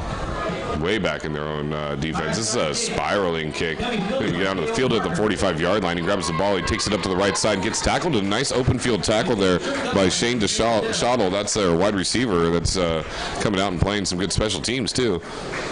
Good solid tackle right there. Get Exactly. downfield. I mean, you got to make that tackle right there because, 10, 15 yards, and all of a sudden they just stop popping it right into the end zone. They can just sit there and pop 1, 2, 3, 4 passes in a row in the end zone. So at least now we're going to have to put together at least a first down before we can start going for the end zone. Now, we know that's not necessarily true, Randall. Sometimes they'll just throw the ball down the field and score that touchdown. But we'll see what Adam Cruz and the Kings have in store for this drive. He gives to Donnie McKee. Hands it off to McKee. McKee gets up to about the 24-yard line on that play. Good hard run too. Makes a little shift here, a little shift right, but not stopping his momentum, cutting off, and keeps charging upfield. That was a nice run, couple little cuts, but basically upfield. Yeah, that's an 8-yard gain on the play. That's going to bring him second down and 2. Well, no, it's not. I'm guessing it's going to be second down and 7. It looks like they're going to mark off a penalty here. 5-yard penalty. I saw who went offside, but I don't really agree with calling the names of offensive linemen when they make a mistake because they get their names called so rarely do they get their names called. So Don't do it in a negative way, is what you're saying? Not offensive linemen, no. So here All right, we got 3 wide, split backs. Cruz takes the snap, hands off. Ball goes up to the left. McKee takes a big hit and goes down about the 26-yard line. One thing I like about McKee is he does fall forward when he gets hit. Even when he got hit like that, where he got hit in the upper half of his body, he still fell forward, like spun off of it and fell forward. And that's a good thing to have in your running back is that they're always gaining a yard, even if they're getting hit. Yeah, yard and a half, and there was a whole lot of hits on that one run. He took 10 yards worth of hits to get that yard and a half. Cruz ready to take the ball. Backfield hands it off to McKee again. McKee gets meets 3 guys right there at about the 25, 24-yard line at that. Okay, and I like us running the ball, okay, but now let's start knocking those defenders off the ball. Now's the time, the offensive line, step up there and start knocking these guys back off the ball. We're big, we're strong, we're powerful. That's the one thing I really want us to focus on as we head into the playoffs. Knock them off the ball. Yeah, with 4 minutes to go here in the second quarter before we bring up the halftime. Relatively low-scoring game for the Kings so far. Cruz takes a snap, looks right, throws the ball, got some man, makes the catch. That's Mike Waller Jr. making that reception. Again, he just sits right down there in the sideline, right past the first down marker, and gets that first down. That's exactly what you want out of your wide receiver in those type of plays. And Coach Mack, who's the offensive coordinator, he says, well, why don't we just throw the ball and get a first down and just keep moving down the field? And I got to give it to Coach Mack. That makes sense. Throw the ball. We can throw it. We're getting a lot of yards with our passing game. Cruz takes the snap, looks right, looks left. Strolls out to his left, throws it across the middle of the field, got a man in the end zone. That's good for a touchdown. There were so many good things on that. Is that Culliver on that touchdown? I can't see the number. That is number 12, Pierre Culliver, for another touchdown for the Kings. Hey, there you go. We called his name a bunch a couple of weeks ago. Not so much tonight, but that's the type of move that gets his name called and gets points on the board. It seems like maybe we have some official actions here. Yeah, there's a flag out on the play. And that was such a good play. He was back there. You see him pump fake not necessarily pump fake, but he pumped once. He went off to a secondary, maybe even his third receiver. He moved around, kept the play alive. Again, the receivers were moving, and the receiver Culliver got to the open area. And for what we think is a touchdown, here he is moving out, and this is already after he's pumped. Wow, throws across his body, too. You see that? Look at that. Look at that, Ray. Yeah, that's beautiful. That's a beautiful play. Adam Cruz just continuously impresses me as we're going. As we watch him throughout the season, he seems to be making the right moves and the right stuff every time. Watch him throw across the body. So the touchdown. Could it be any better than that, Ray? Any closer? That's exactly what he's been doing all season long. Yeah, I mean, it's not new. He has. I've mentioned it countless times so far that it's amazing to see him run to his left and throw across to the right. And his receiver did exactly what he did and what he needed to do. Culliver ad-libbed on his route and ran across the back of the end zone. And Adam Cruz is out there reading minds and throwing the ball exactly where he's going to be. It's amazing to watch these guys. That's a good point too, Ray. Because I'm looking at him going, "Hey, geez, that seems like Culliver was just running a route, but he wasn't. You're right. He was so in tune to his quarterback moving around that he was in the perfect spot that it made it look like that was a design play. So as the Kings line up for a 2-point conversion to try to make it a 3-touchdown and 3 extra point game here. Cruz takes the snap, looks left, got a man sitting right there. Oh man, it's wide open for a touchdown. Or actually 2-point conversion, actually. And Deshaun Salgado, we keep calling him for the great play. Oh, there's going to be unsportsmanlike there. But anyway, we keep calling Deshaun Salgado for his great receptions. That was planned all the way. He got into the into the defensive back and drove the defensive back into the end zone. And that's why the receiver had the ball and had no one around him as he went in there. Yeah, Donald McKee just ran out to the flat there and just stood there, waited for the pass while the receivers pushed forward and made the block. And basically, 100%, that was going to be a 2-point conversion as soon as he threw that ball across the field. Yes. Yes. As soon as he threw it, it's because the receiver that was out there, Delgado, was pushing the defender into the end zone, and there was a setback. A slot receiver was the one that caught the ball, and then 2 points. And I was going to complain about that, too, because I say take the 1 point, right? It's easy. Take the 1 point. But Coach Mack, he already had that figured out. And you see that all the time where they'll run different plays out of the same formation. Coach Mack has these things planned out in advance. Yeah, it was a good call, actually. I think going for the 2-point conversion, that makes it a score of your Kings 21, the Hurricanes 0. So the Kings pitching a shutout so far throughout this game. It's a little lower scoring than we're accustomed to, but we haven't seen the second half, and that's when the Kings really start to light up the scoreboard, generally speaking. They've been doing a lot more running of the ball today as opposed to just passing those deep passes. But when they need to, they throw it downfield to the open man, and every guy on this team's catching the balls. We have Barquette, we have Waller Jr., we have Salgado, obviously, and then Culliver on that play. You run off those names, and all of those guys have been making big plays. You don't even realize it. We got like 4 or 5 guys that we say, "Wow, he had a big game last week, or 2 weeks ago, or this week." That's a good point, Ray.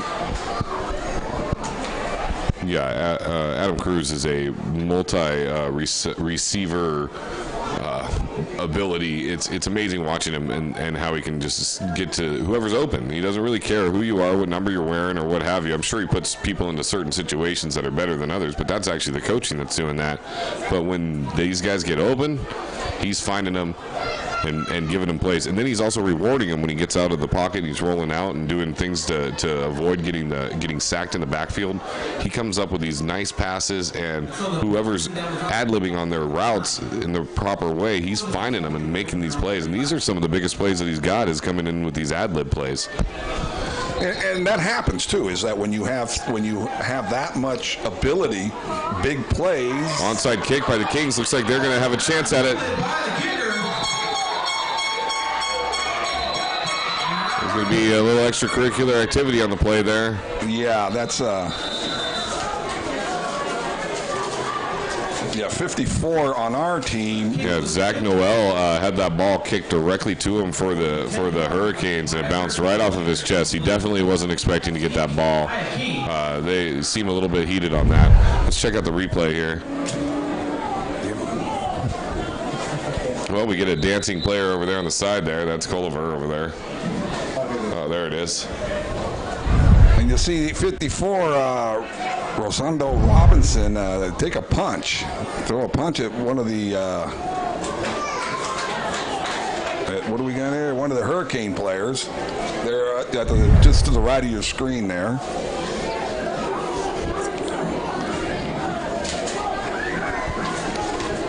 As the referees come together to find out exactly what's going on, it looks like there's probably going to be a personal foul on this play.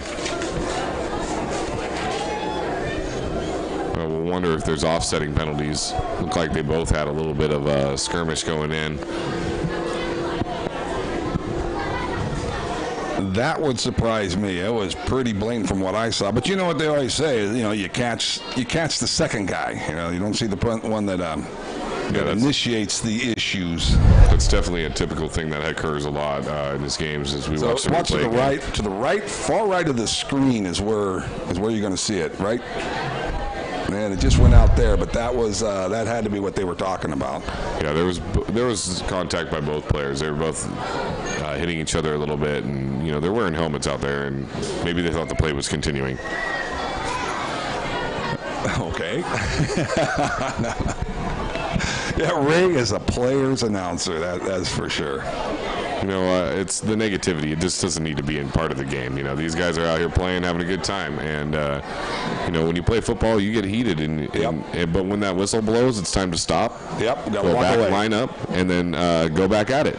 It's the gridiron sport. And that's one thing too, is that we both mentioned this, how they really have cleaned up their play in the last few games. I mean, earlier on there were a little more incidences of unsportsmanlike conduct, but it's really been, as the season has progressed, they've really got a lot better, and we haven't seen that in the last couple of games. Yeah, the Kings have definitely been. Obviously, as we've said before, they're doing well on offense, defense, and special teams, and then the only thing that's been kind of holding them back has been some of these penalties, but they have been sewing these up a little bit in the last few weeks, getting better each week, and getting rid of some of the penalties and negating some of the things that are actually hurting them. That's why we have a 21-0 score at this point. Yeah, that is a good point. I like the fact that they're running the ball. I like the fact that they're controlling the clock. These things are things that happen with championship teams. If you don't let the other team on the field, how can they score against you? We've seen some teams put up some points towards the end of the game against our Kings, and it's been because we haven't had ball control. If we would be able to maintain control of the ball, gain 3-4 yards a run, get some first downs by running the ball, that would basically alleviate anybody from getting back into any of these games with a 21-point lead. We should be able to ride this thing out. Yes, I would like to see us run the ball. I would like to see us concentrate on that. I'd like to see us knock some people off the ball. But we score, we go back, we throw, we score. I'm not complaining about how we're running it. The thing is that as we get into the playoffs, if we ever do get up against a team, especially a defensive line that maybe is as big and as talented as we are and will coach, you're going to need to be able to run the ball. All right? And so now's the time to really try to work on that. That said, I can't criticize us for the way we're throwing the ball down the field. Looks like they're going to make him re-kick the ball here. So that would be offsetting. So that could be, as you said, you saw it going both ways. That would suggest that's what happened. And I saw the Kings. You saw the opponents. Boom. Yeah, they kicked the ball from actually 10 yards further down the field, and that's going to be going out of the back of the end zone there. So with 3 minutes and 33 seconds left here in the second quarter, the Kings lead it 21-0 over the Northwest Hurricanes. The Kings are ready to set and take out some defense here and see what they can do for this remainder of this second quarter. Obviously, they look to keep the Hurricanes on their heels so that they can't come back and gain some momentum. We've seen a few times in the past with some of these games that the other opposing team is able to make a big play right before the half. Right. Of course, it's come to no fruition for them to continue that momentum outside of the half, but they've still been able to put up points right before the half. So we'll hope the Kings can hold them here. And so that's the question. Do they actually try to go for some points, or do you just get out of the half? I say go for points. Well, I think both teams are just going to go for points, to be completely honest. I've thought at times that the Kings would just relax, but that does not happen.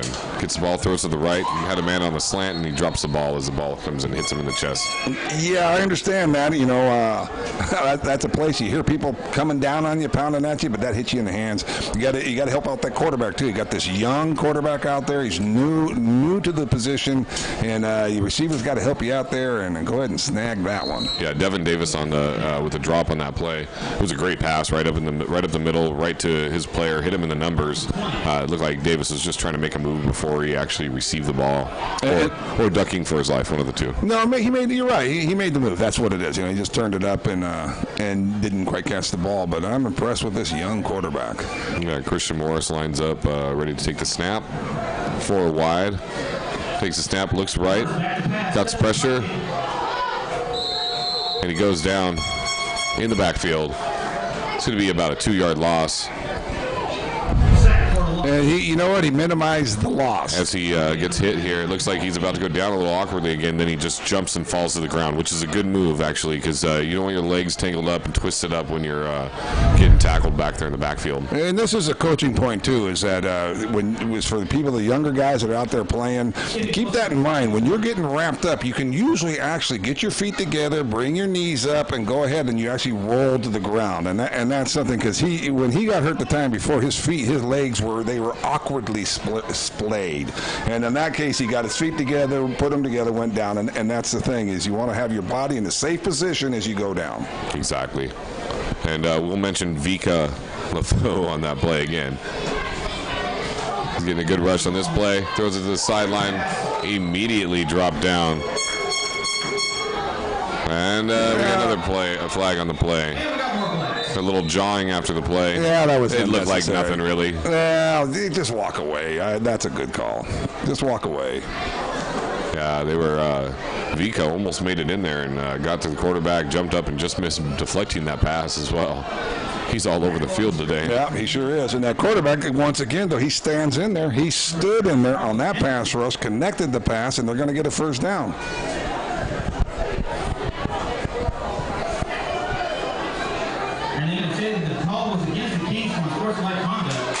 And they're marking off some yards against the Kings. It's going to be good for their first down, actually. 2 minutes and 11 seconds left in the second quarter. Kings lead at 21-0. And this is a case where two people, they're equal. They're doing the same thing. The problem is you got one person. You got a team that's winning all the time, and it just looks bad. Even though they're equally at fault, right? But this is the deal. You're winning. You win all the time. National champions. Hey, you know what? Just walk away from it because you're winning. You're winning. It's going to look bad. You're both doing it.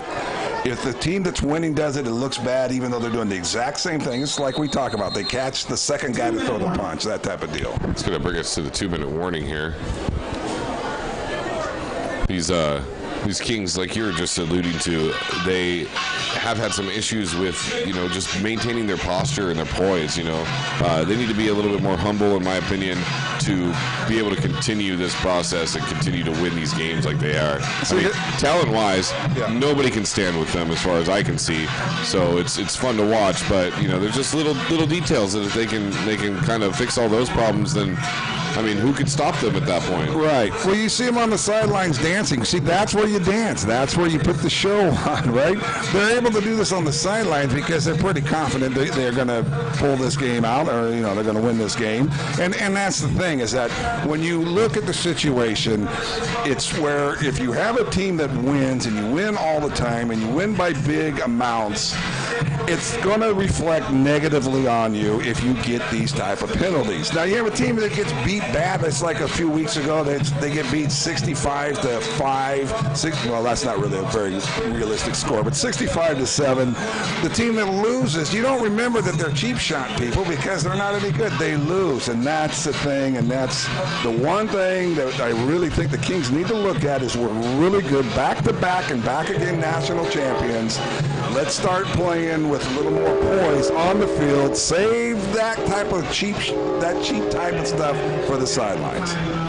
Yeah, it's something that, if they can just poise themselves a little bit better, because people watch these guys and they win, and they might have a reputation that's building that they're that they talk trash after the play, that they get in altercations, but literally they're the best football team out there in this entire league, and there's nobody that can say any different. They just need to let their play stand for itself, which will inevitably do. Right. Got a 3-man line there now. Got a handoff to the right side, swinging out to the outside. Gets hit and dropped in the backfield. It was quick moves. He's running. He turns it up, and then just boom, it's over. It's over. And then the last thing, and then I'm done with this. Last thing is that the worst team in semi-pro football, and that is pretty bad. They can act like that on the field. They can do these cheap shots. They can do this type of unsportsmanlike stuff. The worst team in all of semi-pro football. But you know what they can't do? They can't beat the Kings. That's exactly right. Right. So the Kings, they can do those type of dances and stuff, right? But we can win. Let's just win. Let's just win. I'm not talking about the sideline dance. I don't have any problem with that. But just the unsportsmanlike on the field. Let's just win all the games. Yeah, I'm all for that too. Bringing a Quarterback lot. drops back, gets engulfed in the backfield. He goes down about the 25-yard line.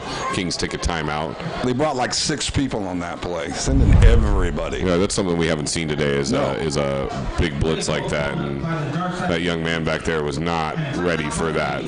He even had a running back in the backfield there to block for him, and it didn't matter. And who's that on the tackle? Guess who? Could it be Vika? It looks like Vika on the tackle. Vika makes another sack on the game. He's got a sack. He's got multiple sacks. He's got multiple tackles in the backfield. He's all over the field today. Defensively, the first half, he's definitely the defensive player of the game for the first half of the game here. Let's point this out too. That if we mispronounce your name, then the next game we call it correctly all the time. So that could be a good positive, right? Yeah, that's true. And this is probably the best game we've seen him play. So I mean, all in all, it looks like it's working out really well that he's let us know that we were mispronouncing his name, and then now he's getting his name called even more. Yeah, this team is ready to go here. They look pumped up. They're dancing on the sidelines. This is something that I love seeing. I love seeing these guys hyped up. I love seeing them pumped up. Yeah. And like you were saying, fun. I just don't want to see that when they're on the field playing. Like we score a touchdown, I don't care. Get a penalty after the touchdown scored, but let's make sure we get there beforehand. Anybody can dance on the field. Anyone can taunt. I couldn't dance on the field. I dance horribly. Well, not the amount of good dancing, but anyone can do that. Nobody can win like the Kings. That's right. Nobody.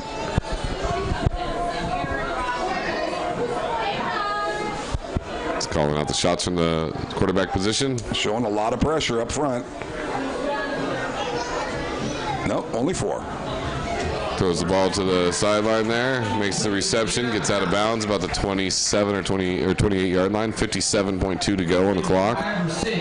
And that's a smart thing. If you think they're going to send a whole lot of pressure, that's the route you run. Quick out like that, and he stood in there and he connected on that. They'd only send 4 though. They showed the 6 and backed out. Only sent 4. That was a good connection there for.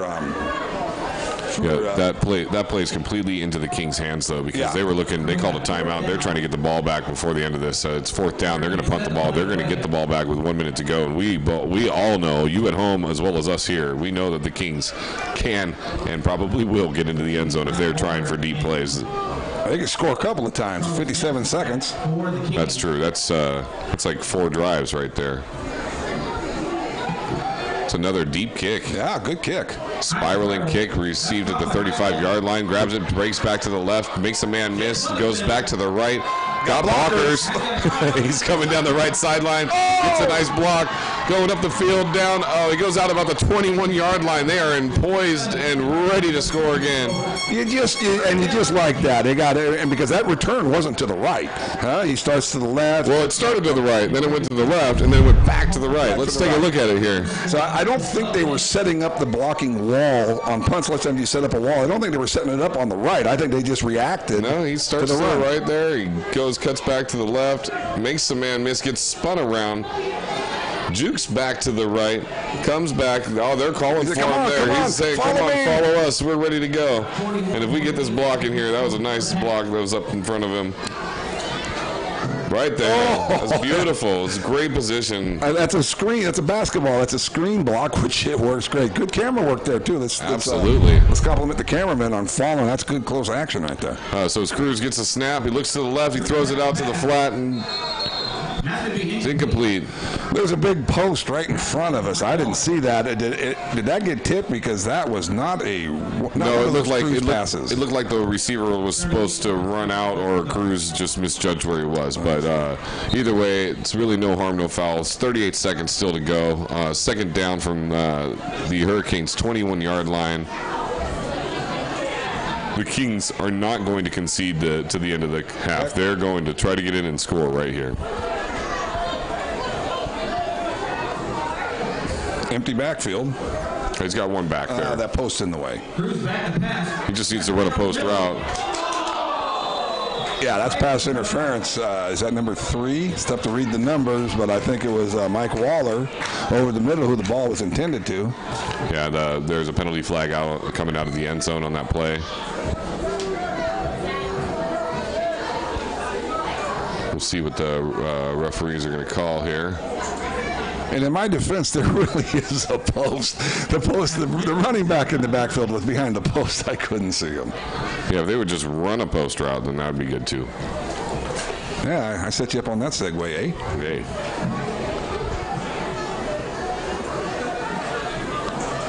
Looks like they're all discussing it. We need everybody together in order to discuss this. Yeah, and if it is pass interference, they're going to have a first down there. Yeah, that's going to be a first down, and it's giving good field position to score this, hopefully go-ahead touchdown, or continue to be further ahead touchdown, rather. Yeah. We're going to have to discuss it, find out where the ball is. Pass interference? Pass interference on the defense. There we go. Now the official seems to be walking the wrong way. Well, he's got to go back to the line of scrimmage, and then he can count off the 15 yards. Oh, because it's college rules, not point of the foul as they would in they would in pro. Correct. And they mix the rules. They have some pro rules and then some college rules. But that's exactly right. From the previous spot is what that's called. Looks like they're going to give him a half the distance instead of which is an interesting amount of yards there. And it's first down. Okay, so there we go. It's going to bring up the first down and 10 to go from the 11-yard line. So I would say I want to see him run it. We have 3 timeouts, first down. But he steps back, looks to his right, makes a little juke. Finds a man, sticks his feet in the end zone. That's great. That's Culliver again. Yep. We're going to see there was a penalty flag out on the play at the line of scrimmage. Quarterback's rolling around. You could just replay some of these plays from earlier in the game. Quarterback's rolling around. The receiver works to the spot, and he pins his feet right on the line, right inside the inside the end zone. I don't know where that flag came from. Oh, there's a... Could be holding from where Look at this catch, though. He just gets into the end zone there and just sticks, like you said, pins his feet right to the corner and just makes that grab. And if he misses it, where's the ball going? Out of bounds. Yeah, you're not risking anything. It was a great play. That was, except for the... penalty was against the team, so the touchdown would not stand. Yeah, from when we saw that flag come in on the replay, the way he threw it, that suggests it's holding. Yeah. So the Kings are going to line up on the 20-yard line and just shy of the goal line for first down. 23 seconds to go, leading 21-0. Yeah, so we're going to do 4 shots at the end zone, is my guess. Undoubtedly. Yeah, 4 passes is what I'm saying. K-Tron down here split to the bottom. It looks like he's going to be double covered wherever he goes. It looks like he's ready to go. Looking the other way. Looking left. Got a man. Little deep. Has to be out of bounds. Pass intended for Mike Waller Jr. And so that's bad, right? Because it was out of bounds, but it was a good pass. It's just fine, actually. 15.9 seconds remaining on the clock, and there's no harm, no foul. Still in the exact same spot they were. Don't have to worry about the clock running off, and they're still going to get a couple more shots of this. There was good coverage. Coverage. The ball dropped a little out of bounds. That was a good play. It was a nice route, actually. It was a little misdirection there. They had the receiver from the outside running inside and the receiver from the inside running outside, which can confuse the defenders and allow them to get a little bit of space. Wow, good eye. I didn't see that because I watched the offensive line, but that's a good point. Good combination route thanks to the offensive coordinator, David McEachin.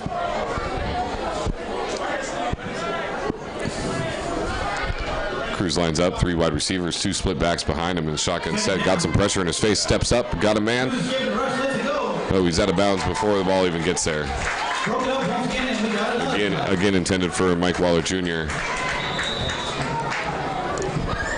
Yeah, pressure on him a little too quickly. I didn't see exactly where it came from, but it wasn't anything special as far as blitzes, those type of things. So Yeah, it looked like the pressure came from the outside on both sides of him, and allowed him, though, to step right up in the pocket, though, and he still made a pretty good pass. Waller was a little bit out of bounds on that play. Yeah. He was a little close to the sideline. May have been some contact, but incidental. I believe we have another penalty. That wouldn't surprise me very much. How about you, Randall? No, that seems to be par for the course, mixing sports metaphors. Yeah, so 8.4 seconds to go. It's going to be third down. And they're backing him up. It's like 15 yards on that. Must be a personal foul.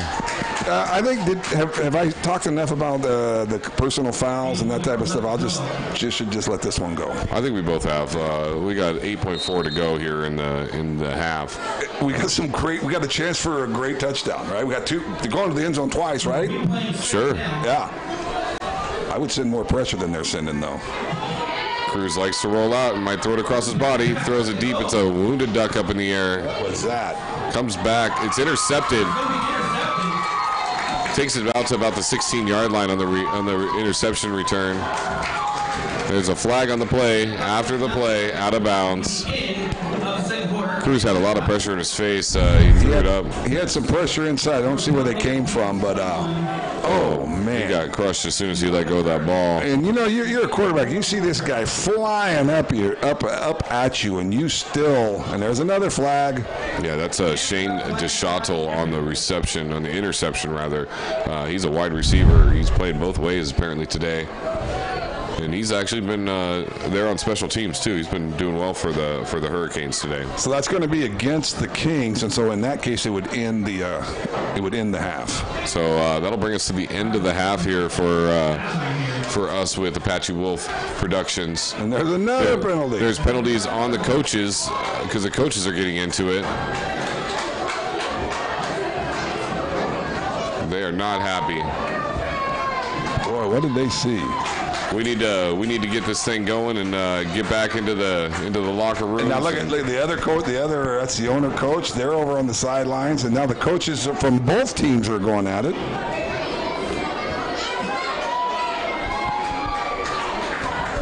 Looks like hopefully we can get back into the locker rooms and these guys can kind of regroup with each other. Some of the players are shaking hands with each other, and it's and now it's another coach. So they got two coaches from the Hurricanes going at it. Got some Kings coaches going at it.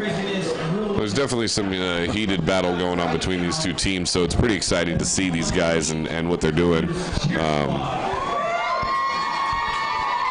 So coming out here now after the game in the halftime, we'd like to talk a little bit about the Western Washington Football Alliance in general.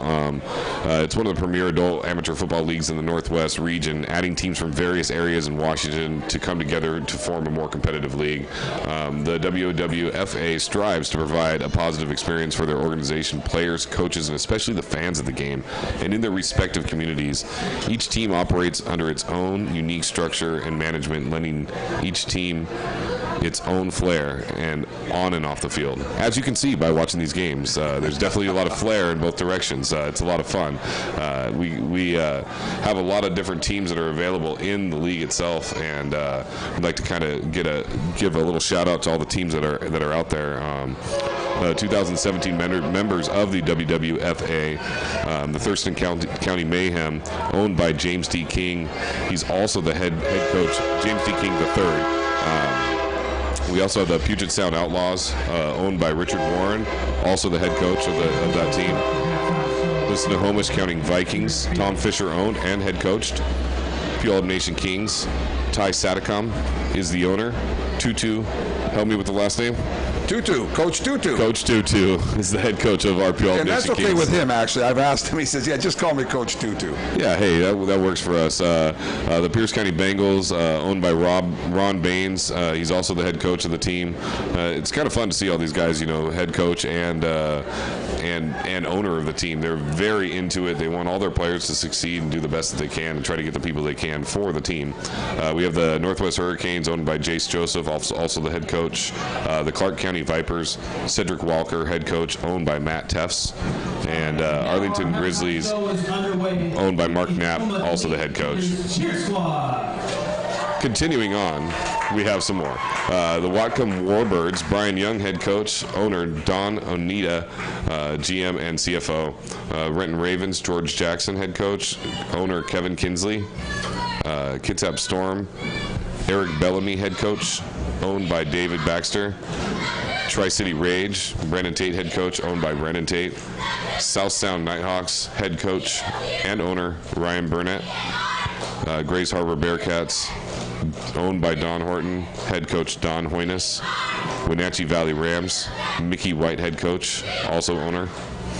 The Cowlitz Cobras, Miguel Pierre, head coach, Joel Royce, owner. The Spokane Wolfpack, Jerry McCollum, head coach, owner Travis Leavitt. So it's pretty exciting to see all these teams and what's out there for these guys. There's a lot of people that are ready to go, and it's cool that all these teams are coming together to provide this awesome league for us all to enjoy.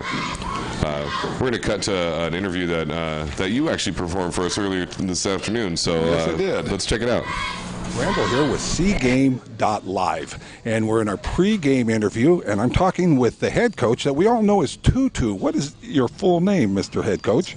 My full name is Tutamua Tamalavea Jr. Which is why we all know him as Tutu. You've been a King for quite a while. How long have you been associated with this team? 4 years.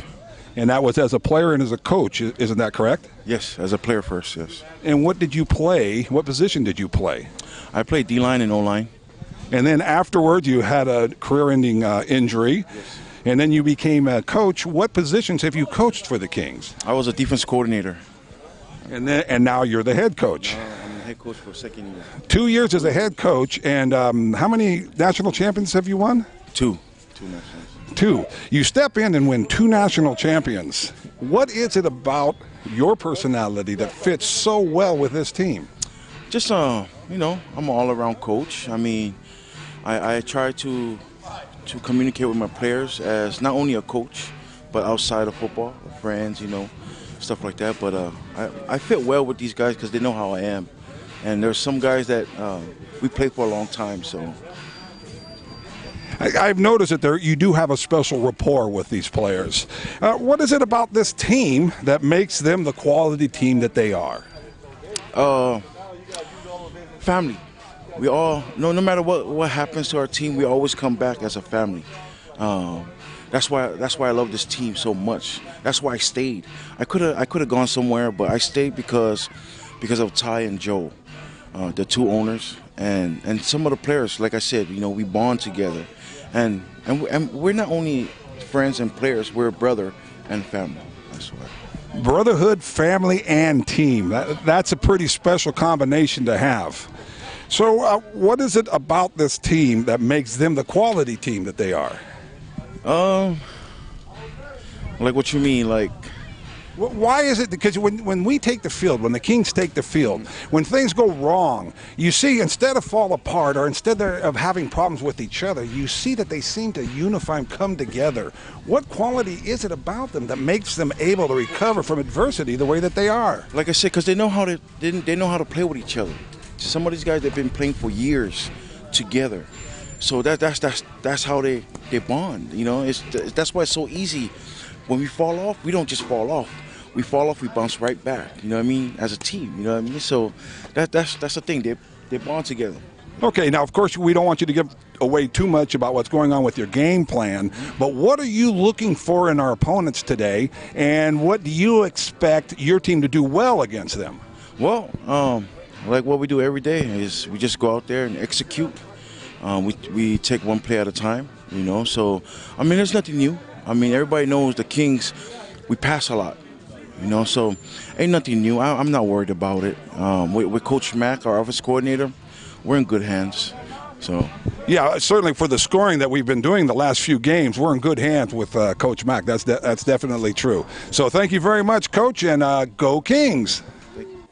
I'm here with the defensive coordinator for the Northwest Hurricanes. Coach, can I get your name? Coach Diago Hunter. Diago Hunter. Great. And how long have you been with the Hurricanes, and did you coach any other positions before becoming the defensive coordinator? Yeah, well, I've been with the Hurricanes. This is our first year, Coach, actually being in the league, the Northwest Hurricanes. We were formerly the Outlaws, and I've coached the defensive coordinator for about 4 years with Coach 8, which was just formerly the coach at the Outlaws. This is our first year with Northwest Hurricanes, though. Yeah, and we're looking for a good game this afternoon. One of the things is the Kings have a high-powered offense. Is there anything in particular that you want to tell us that you're going to do to try to slow down the passing game of the Kings? Well, they have a spread offense, so we're going to come with a spread defense also, and we're going to do a little bit of man up, locking up, play a little bit of zone. We'll switch it up a little bit, send a couple blitzes. The blitzes may come from anywhere, but we'll slow them up. We've been pretty good the last couple games. Our last 2 games we pitched a shutout, which with about 4 to 5 turnovers per game the last 2 games. So we're looking to do the same thing here. They wake up just like us, so we're looking to do the same thing. So if you mentioned that you're going to do some man-to-man, that does suggest that you're going to be sending pressure from the linebackers and defensive backs. Yes, sir. Yes, sir. Yes, we will be sending a lot of pressure from our monsters back, and we have a rover back. We have a couple of different plays we went over this weekend prior to this week to get ready for the Kings, because we know they are very high-powered offense, but we are very high-powered defense also. And are the players as confident as their coaches are? Yes, sir. They are confident.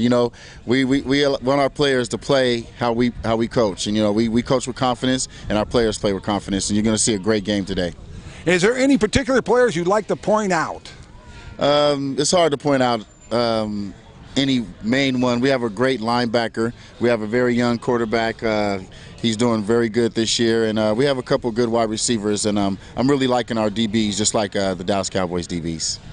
Well, that's a good analogy there, the Dallas Cowboy DBs. And so you take. My understanding is you have a variable front. You switch up the front, the line, 3-man, 4-man. Is that correct? Yes, sir. We do a 3-man, 4-man, depending on the offense and what they're running. We can audible, and we will audible a lot. Just so we can see what kind of plays that the Kings are running. But we're ready. We've been focusing on this, watching game film, and we're more than ready. Hey, that's great. And could you give us your record at this point heading into this game? I believe we are about 2-4 right now. This is our first year again, and we start picking it up towards the end of the year. And you'll see us next year. We'll be at the top of the ring by next year. I promise you that. Yeah, we're really looking forward to this game. So thanks a lot, Coach. I appreciate it. Hello and welcome back. Randall and I have been kind of discussing the first half of football going on here. What do you think, Randall, as far as like the Kings? I mean, obviously they have some shutout football going right now. Their defense is playing well. Obviously, we both would point out the penalties that are going on throughout the game. That's been a major concern for us. But overall, how's our line as far as, are they pushing the Hurricanes back and keeping them off the ball and not allowing their running game to get started? Yes. Are you talking about the defensive line there? Right, Stop the running game. I think they've been effective. We've gotten after the quarterback. I've been impressed with the quarterback on the opposing team with the way that he's been able to stand in there. So you want to get to him a little quicker, but we're doing a pretty good job. We're containing him. He's not rolling out, and that's what you want. There's 2 components of the pass rush. One is the outside people that get upfield and contain the quarterback so he can't roll out, and then you need to push up the middle from your big defensive tackles. So we're getting that, so that's pretty good.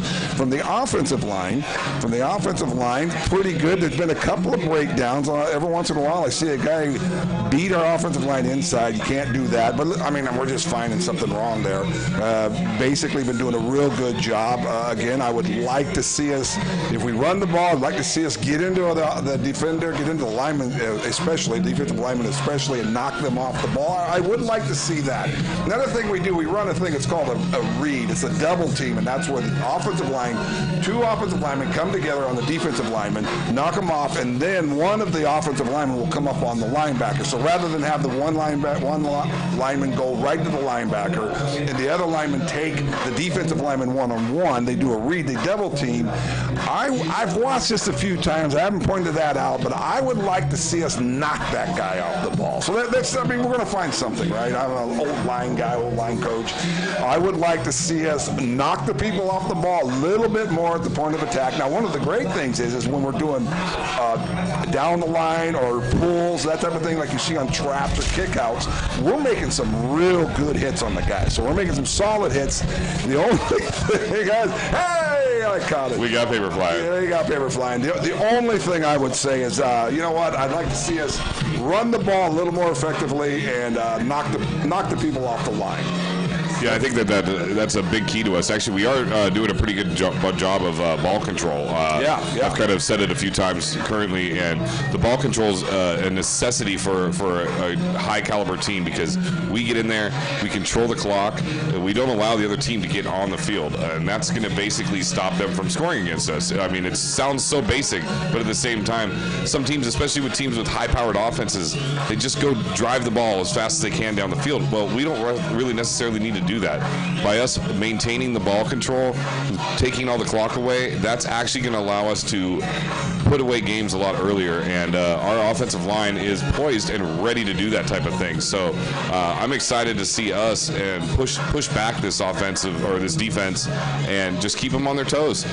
We eliminate some of these penalties. This game is totally out of reach for the Hurricanes, and that's where we're headed. And I think that with this halftime, that hopefully they were able to kind of recoup and figure it out so that they can come back and be twice the team that they were last half. Yeah, sure. Those are some good points. You know what? I want to point out here that I'm not criticizing us saying we need to run the ball. I'm not saying that. We're doing a great job. And we're moving around. We're throwing the ball. We're moving the ball downfield. I'm just saying I would like to see us to be able to run the ball. But I'm not saying that we need to do that. This is just a good opportunity since we got the lead here and we can work on that. But by and large, we're just doing good stuff. And you know what is really great is these touchdowns that we've had, or these big gains that we've had. It's been cases where the quarterback moves around, right, and throws across his body, which you're not supposed to do, but boom, it's a big play.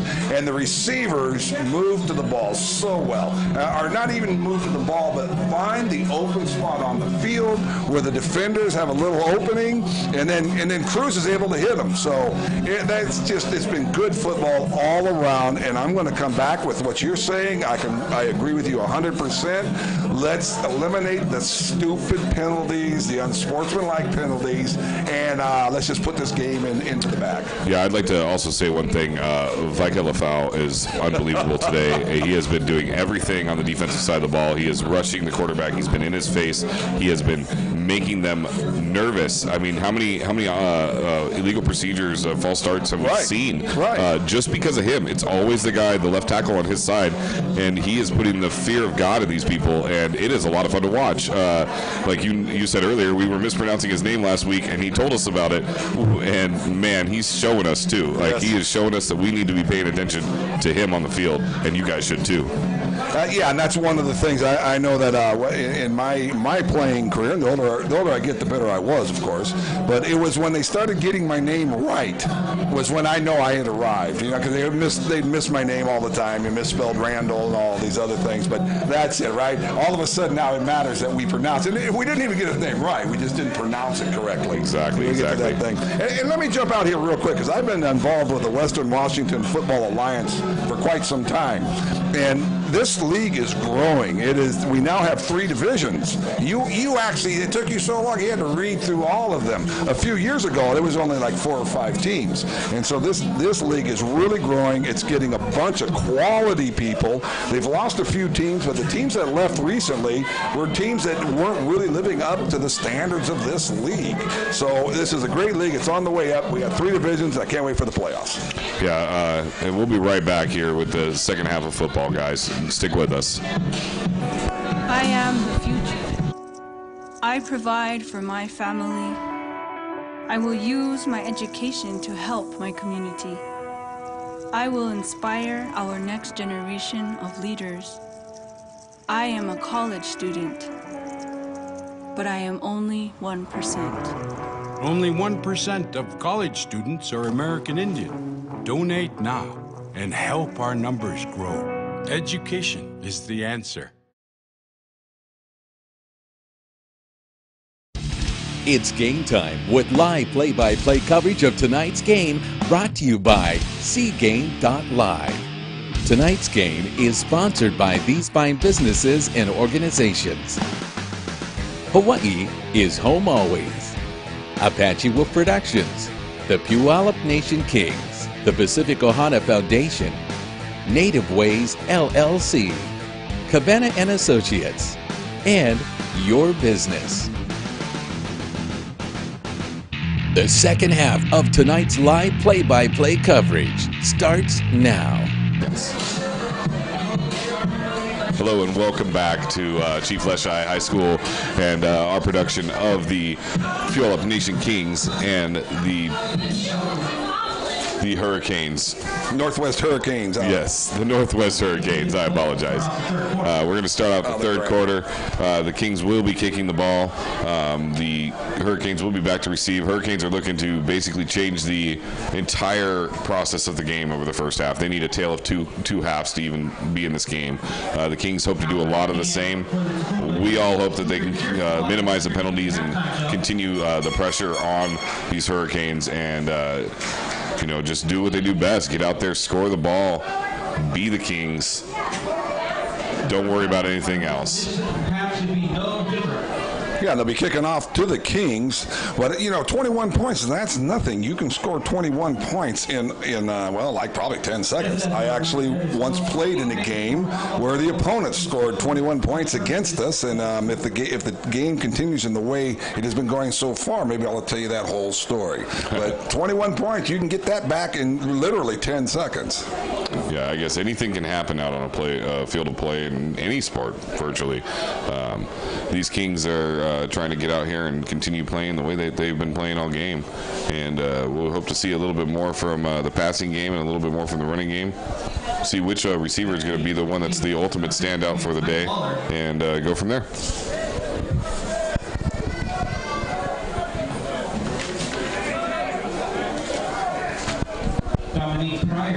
All right, as the Hurricanes set up to kick off the ball.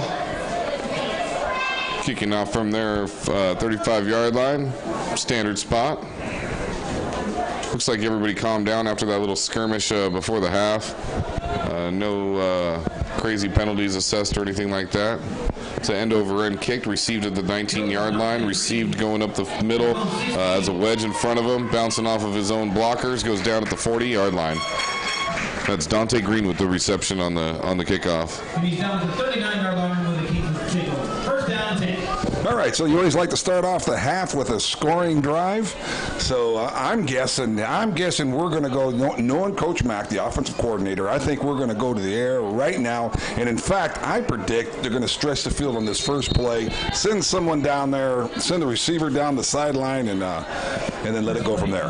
Yeah, we'll see what happens. They're going to line up, and you never know with these Kings. I mean, they could run the ball. They do run the ball very effectively. And the only thing that really pulls them back is the penalties against them. So we'll see what can happen here.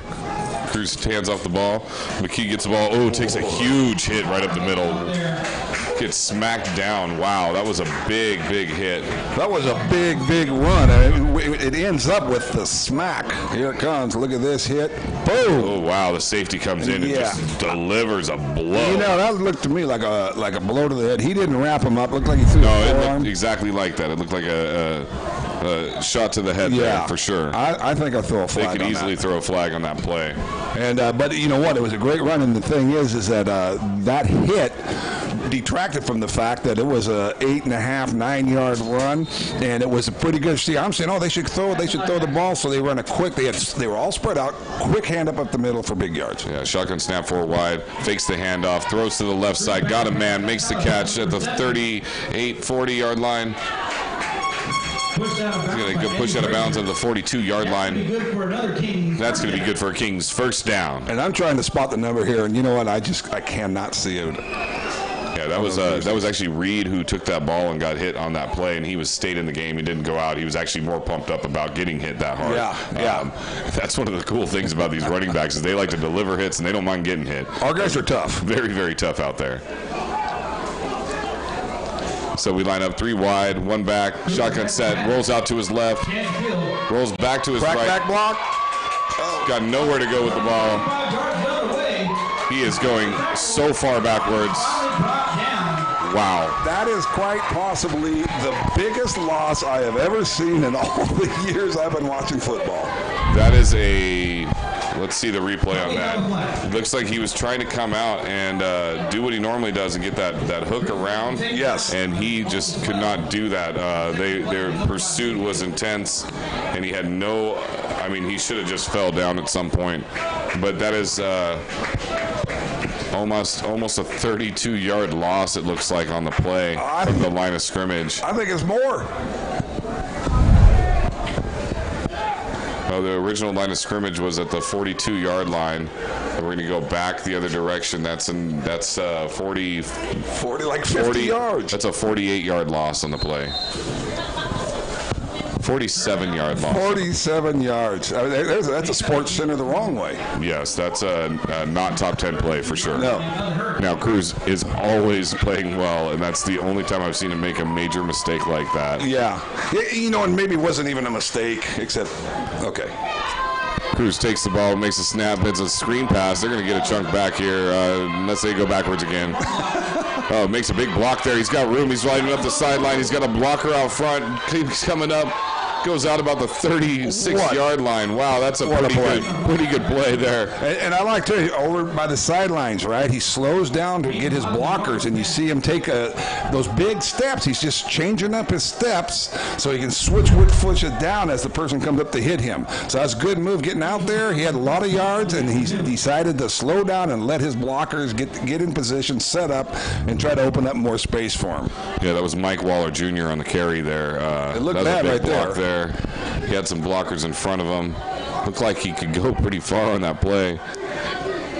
Had Salgado throw a big block there. Gets out of bounds. Hey, you know, you lose that many yards, you come back and you gain a 30, about 22-yard gain on that play. And you still have 30, 40, 45 yards. You know, for other teams, I might think of this as a bad thing, but with the Kings, it's just an opportunity to get more yards. But it is fourth down, so they're going to punt the ball away here. It's Paul Dickey back to punt. Punting right into the sun. It looks like we had some movement on the defensive end there. Yeah, that looked like defensive offside. And the practice punt was a great punt. Good kick, but we had whistle. I think this is going to be an easy one to figure out. Oh, yeah.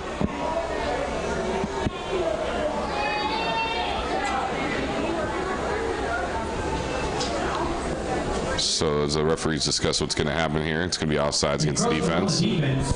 Still fourth down. Still fourth down.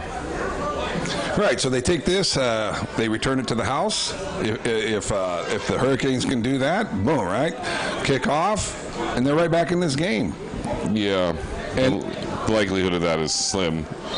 Well, I'm going to go with 0.0002%. Well, look at that big loss. I mean, that would make sense. Tag a return for a touchdown on that 50-yard loss. Oh! Got pressure in his face, still gets the kick off. Looks like it was a scary bounce. It almost hit one of their receiving players.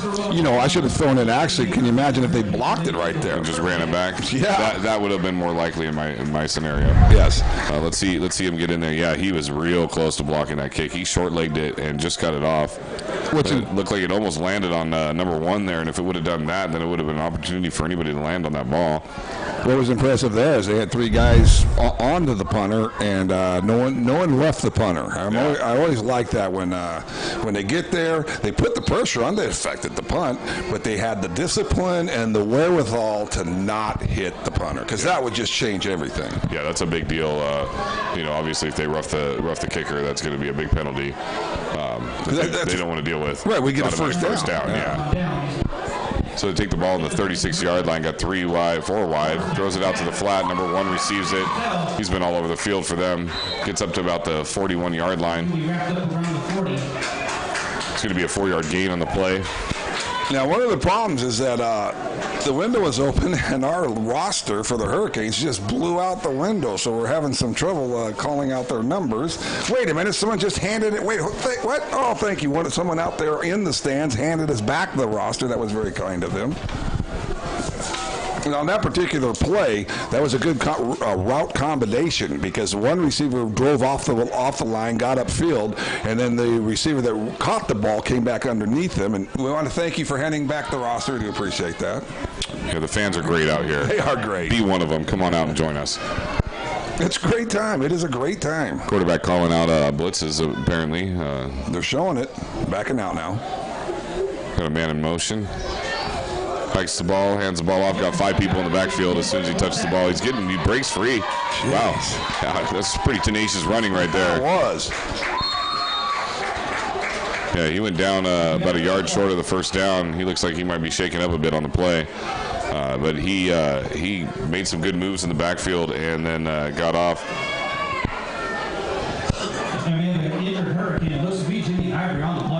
J.J. Bickham on the tackle. Vika Lafau over there pulling him away from the play to make sure that there's no penalties. I like his leadership getting into there and helping out to make sure the team doesn't get any extra penalties. No sense in making a bad thing worse. But that was a big play there by Devin McQueen, the Hurricanes. He was a very, very hard running back on that play. Really hard running. He's a short guy. Yeah, he's like tackling a fire hydrant. He looks like it'd be very difficult to tackle. He's got a very low center of gravity, and he's a big guy. Yeah, you look at him short, but he's wide, relatively speaking. We've seen a couple of those type of athletes that have stumped Mitchell, as I recall from the NFL. Yeah, or you could go with like Maurice Jones-Drew, Pocket Hercules, what they used to call him out on the field. He's a very strong, short guy. Right. Well, and they say, well, they don't say it. It's actually true. The shorter guys, they're tougher to get a short on, right? Yeah, because you can wrap them compact, up. Yeah. But because you think, man, a little guy like that out there, he's taking those shots. But a little short, stout guy is underneath a lot of the blows. Yeah. So there's a penalty on that play. It's going to give him an automatic first down. Take the ball up to the 39-yard line of the Kings. For a wide shotgun set, looks to the right, got some man throwing it deep down the sideline. Got him too. Oh wow, just outside of the reach of the receiver. But that was a great pass through where he could only catch it. And they were bringing heat. The Kings brought 5, maybe 6 people. They were bringing it. The quarterback saw the hot read, but it wasn't a hot route because the guy was going down the line, down the sidelines, and I think he had a shot at that. I would like to see that again. That was a gutsy play by that quarterback standing in there on the blitz. Here we go. Oh, good camera action. Look at this. Our guy, there he is. Oh, yeah. He was probably a little bit inside of that sideline. If he would have been running right down the sideline, that might have been a catchable ball. Yeah, I think maybe it caught him by surprise that the ball was so well thrown. But that was a really well thrown on a blitz like that. The young quarterback stands in there, delivers the ball. Could it be better? Maybe a little bit, but not much. Sure. And that's the play you want to make. Yeah, Christian Morris has been impressing me out here today, especially against this defense. Yeah, it's one thing to just do well. It's a whole other thing to do well against the Kings. I mean, he doesn't have like crazy substantial numbers, but I mean, it just like his form and what he's able to do, calling shots and reading blitzes and things like that, and picking up on those is really good for a young player out there to be able to continue doing that. And these things right here, when he's pulling the defense off sides on hard snaps. Absolutely. I mean, not only can I just totally agree, I would even add to what you were saying. That's really impressive, especially because we know this defense. We've seen how they've played, and he's standing. And plus, he got hurt early on. He's standing in there, and that last pass, that could have been a big play. And again, so in control of the situation, he pulls him off, and now he's changing the play. Yeah, he's out there. He's calling the shots. He's being the general out on the field. the Kings are pretty disciplined defense, and they're got 3 men up top. He takes the ball himself, quarterback keeper, and does a smart thing and slides with the ball. It's short of the first down, but he definitely saw a pressure coming, and he decided to just pop right out and go for the run there. You know, I'm wondering, it looked to me like maybe the snap was a little off, and I think possibly that he just had to reach out, was a little out of bounds on the snap, and decided just to get what he could. He just runs up behind the tackle there and just gets as much as he can without, getting into the linebacker core there. And we didn't hit him. He's sliding down, and you could see the defender coming up on him. Boy, that's difficult when the guy does that and you're coming at him. But we went over the top. We didn't hit him, and so that's a good thing too. Yeah, smart play on our part not to make the hit and get the extra penalty added onto the end there. So he's got that hard count going again and gets his own receiver on it too. And that's we talked about that before, right? The receivers, they're supposed to go on the ball. They don't go on the count, on the voice command of the quarterback, and that's the second time that's happened with a wide receiver. I don't know if that's the same receiver, but 2 times in a row, and the receivers again, they don't go on the snap count. They go on the snap. Yeah, that's a mental error, definitely, because they're in the huddle and they're telling them that they're going to do a hard count. We're going to do a hard count. Right. When we say hike, we don't mean hike. We're going to say hike one more time and actually hike it as soon as they jump off on the other side of the ball. Right, which they've done several times. Yeah, exactly. So we'll see what they got here. Looks right. Going to that fade route again. Looks like he's pushing a little bit. Yeah. That could easily be offensive pass interference. He's pushing.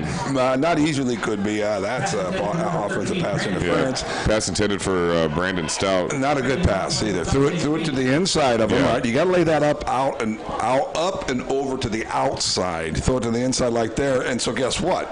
Hey, the receiver did the right thing. Yeah, that'll bring a 4th down here.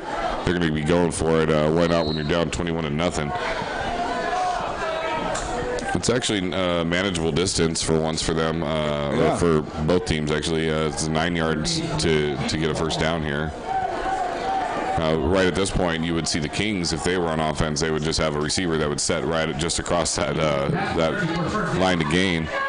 Looks like they tried the same thing, and it's intercepted. He's going up the sideline. He's got space. He's going down. He's at the 30, the 20, the 15, the 10, the 5. Touchdown, Kings. That's how it happens. And you know what? You know what we say? You don't throw it across your body. Go ahead. That was a beautiful catch. He read that all the way. He saw the play developing, and he jumped the route. He got right in there, and he made the catch. Let's take a look at this. It's amazing how he just knew exactly what was going to happen there. Tricked our cameraman a little bit even. It was a beautiful play. He's streaking down the sideline. He's got that ball, no problem. That's Carlos Anderson with the interception return for a touchdown. That's a 60-yard return for a touchdown. Beautiful play by the Kings. We haven't seen a defensive score yet today. It was inevitable that it would happen. Yes. Yeah, well, if past history is any prediction of the future. But, this is one of the things where we keep talking about how our quarterback Cruz throws across his body. That was a case right there where their quarterback, he threw across his body, where Christian Morris, he wasn't set, right? Threw across his body, didn't have the energy on it, didn't have the zip on it, because you saw that. They didn't get anywhere close to completion on that. And that's unfortunate for them, but that's what we expect to happen. Yeah, exactly. Morris had the idea. The guy, the Kings disguised their defense really well before they jumped that route. So as he threw the ball, he probably knew instantly as he let go of that ball that it was going to be intercepted. And it was run all the way back for a 60-yard touchdown, which is incredible. And the Kings go ahead now 27-0 with 8 minutes and 18 seconds to go here in the third quarter. And we see that happen, too, with the Kings, is that the Kings will have a lead, but it won't be that big of a lead. It won't be a formidable lead. And then the defense comes through and makes a big play, makes a big touchdown. And that's something that we almost have come to expect, right? If the offense isn't able to break the game open, we actually expect the defense to make some big plays. We're like spoiled in that way. Yeah, exactly. And not only that, we're used to the special teams coming up with some pretty big plays, too. I guess we got to wait till next quarter before we see a special teams touchdown. It's about time. I think that's going to start happening. They're going for 2 on this play here, by the way. I don't know why, but they are. Some practice, maybe. Got a man in motion. Looks very similar to the last play there. Let's see if they let it happen like that. Looks left. Oh, now they throw the fade route. It's up in the air. It's a jump ball. Oh, just defended very closely. Delgado almost comes down with that. Or Salgado almost comes down with that. Well, he did a good job of ripping it out of the defender's hand. Not that it would make that big of a difference, because he's not probably going to run all the way back down for the 2 points that you would get for that. But that was a pretty good play there on the offense, just to make sure the defender didn't come down with it. Yeah, Salgado actually, it was just a jump ball, and neither one of them could have got it. They just jumped up, and Salgado was right there and almost caught it. So that's going to bring the score here at the game.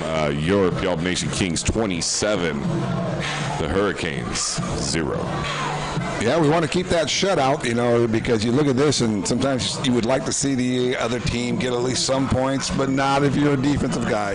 You wanted that shutout. That shutout is a big deal for this King defense. Yeah, I actually really enjoy watching our defense here. I have this whole time. The way they play, with the tenacity they do, the drive they do, and they just are relentless. And that swarming style defense is so scary to play against. I know. No one wants to catch the ball over the middle, because if you do break one tackle, you're going to be hit by 3 more. So here's the kickoff. It's a squib kick out. Just a shy one. Oh, looks like you got a little bit of space in there, too. Ball comes out. Oh, it looks like the Kings may have got the ball. Let's see. It's a scrum down there for that ball. If they haven't called it already, I think the officials are going to end up giving it to the Hurricanes, because it seemed at that point, when I saw them with a big pile up, it looked like it was equal possession both ways, and that's going to go to the Hurricanes. Now, I think the Kings actually had it, but I think one of the Hurricane guys was able to dive in there and get his arms around it. We'll have to see here. Is the ball, the kick, the great follow by the cameraman. Look at that. Gets down. Looks like he's got some space. Ball gets popped out right there, and Kings land on it for sure. Yes, I saw that. Yeah, that's definitely Marcus Reed that lands on it. The Kings get the ball. All right. There's that big special teams play we were kind of looking for there. Right. Right. And that's the thing there. If you notice it, he was running with it a little loose. Right? You got to tuck it away. You can't give up. They can't give up a turnover at this point either, because you're not out of the game. And he also was dancing a little bit. Sometimes what you want to do in that case is right. We talked about this. Just turn it up, get upfield, deliver a blow on the hit, and keep possession of the ball. Obviously. Yeah, especially on like a short squib kick like that. You just want to go forward. Right. And you want to hold on to that ball and fall. Because if you would have normally got a return back at the goal line, 10-yard line, 20-yard line even, you're 30 yards ahead of that already when you catch the squib kick. So you should be just ready to just go down and let your offense come out there and do the work. Yep, just turn it upfield, get what you can, and protect the ball. And 30, and the way you look at it too, a 30-yard difference, you actually do look at that as 3 first downs. Exactly. You look at that like 12 plays. If you have a 10-yard difference, that is the equivalent of a first down. That's 4 plays, at least 3 plays. So that's it. They had it. They were in good position. They were in a good situation and scoring close, not scoring position, but close to scoring position. Protect the ball, head upfield, and let your offense try to put it into the end zone. Yeah, all you youngsters out there, that's old math. That was Randall was breaking down for you. Not that new math with the craziness. That's old math. The old math. That's the 3 yards in the cloud of dust math. 10 divided by 4 is a first down. Got it. That's right. Yeah, so I don't know. It looks like they're going to actually make them line up to kick the ball off is what it's looking like at this point. What? I'm not really sure about this call on the field. I've been baffled a few times now. Yeah, I think sometimes, though, I know I get to talking and thinking about stuff, and then I actually not paying attention to what the officials are saying. So far, because you mentioned this earlier, so far the officials seem to have been getting it right. Yeah. Well, Paul Dickey runs back out on the field to make another kick here. They're going to swap the ball out and go from there. What the heck was that? I don't even know. I've been watching lots of football, lots and lots of football, and I don't know what just happened there. Is it possible, because the kicker has to raise his hand and then the official has to blow the whistle? Is it possible the guy didn't blow the whistle? That could possibly be it, but... Because how do you have there's a whistle. How do you have a fumble and then a definite recovery past 10 yards, a definite fumble, and now we have out of bounds, and that's going to be... Boy, that's a turnaround, huh? Yeah, right. We're going to get it at the 35, and as opposed to the Kings having the ball around midfield. Yeah, wow, that's So the Hurricanes will take over first down and 10. Maybe Tutu went out there and said, hey, just give him the ball. That's cool. We want our defense to be out there again. We need to make some more big defensive plays. Yeah. Vika wanted to get out there, and Vika wanted to get out there and just do it again. Yeah, I'm ready to call out Isaiah Martin's name a few times. Last game, he had an amazing game. Yeah, we called him out a couple times a day. Yeah, he's been getting upfield. He's been involved in the plays for sure. Yep.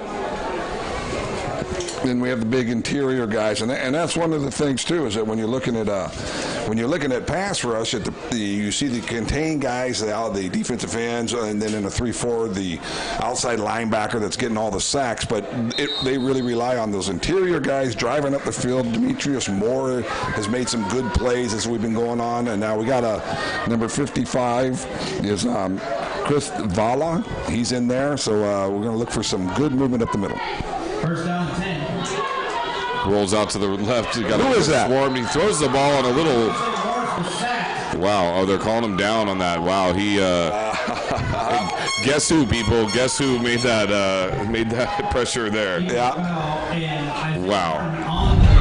Vika Lifa'u. Now here's the thing. This was a great play. Look at this. Look at the quarterback. Look at him throw the ball. I mean, he's not down, but they're saving him, and that's good.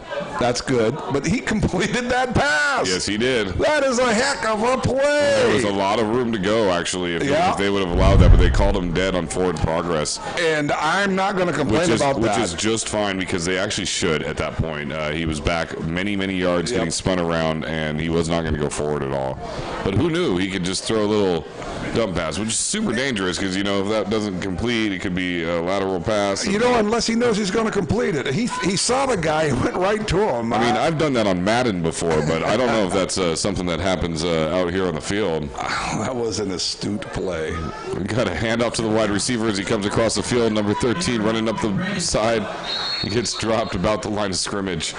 These guys are still playing hard. I'm talking about the Graham team, the Hurricanes. Yeah, Brandon Stout with that. It was kind of a little almost like a jet sweep going on there. He comes from the wide receiver spot, crosses in front of the quarterback as the ball is snapped, and receives the handoff. And so they're pulling out all the stops. They're trying whatever they can to, get something going against these Kings. Still competing. Yeah, and it's fun to watch these guys. Still competing, even down 27 points. It's 6 minutes and 30 seconds to go in the third quarter. I mean, it's almost a quarter and a half left still. So a lot of time. Trying to mix it up on them. He got him again.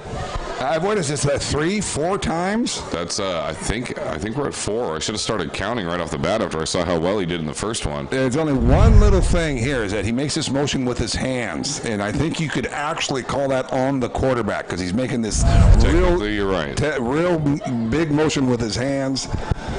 But yeah, I'm not gonna get too upset about that, but you can't do that. So he's making the loud voice command, but that motion with his hand actually should be called against the Hurricanes. Yeah, Christian Morris back there is doing some stuff that we haven't seen a lot of. We haven't seen a lot of this kind of drawing the defense off sides and things like that. I mean, they're jumping as soon as he does that. So it's not a bad play on his part.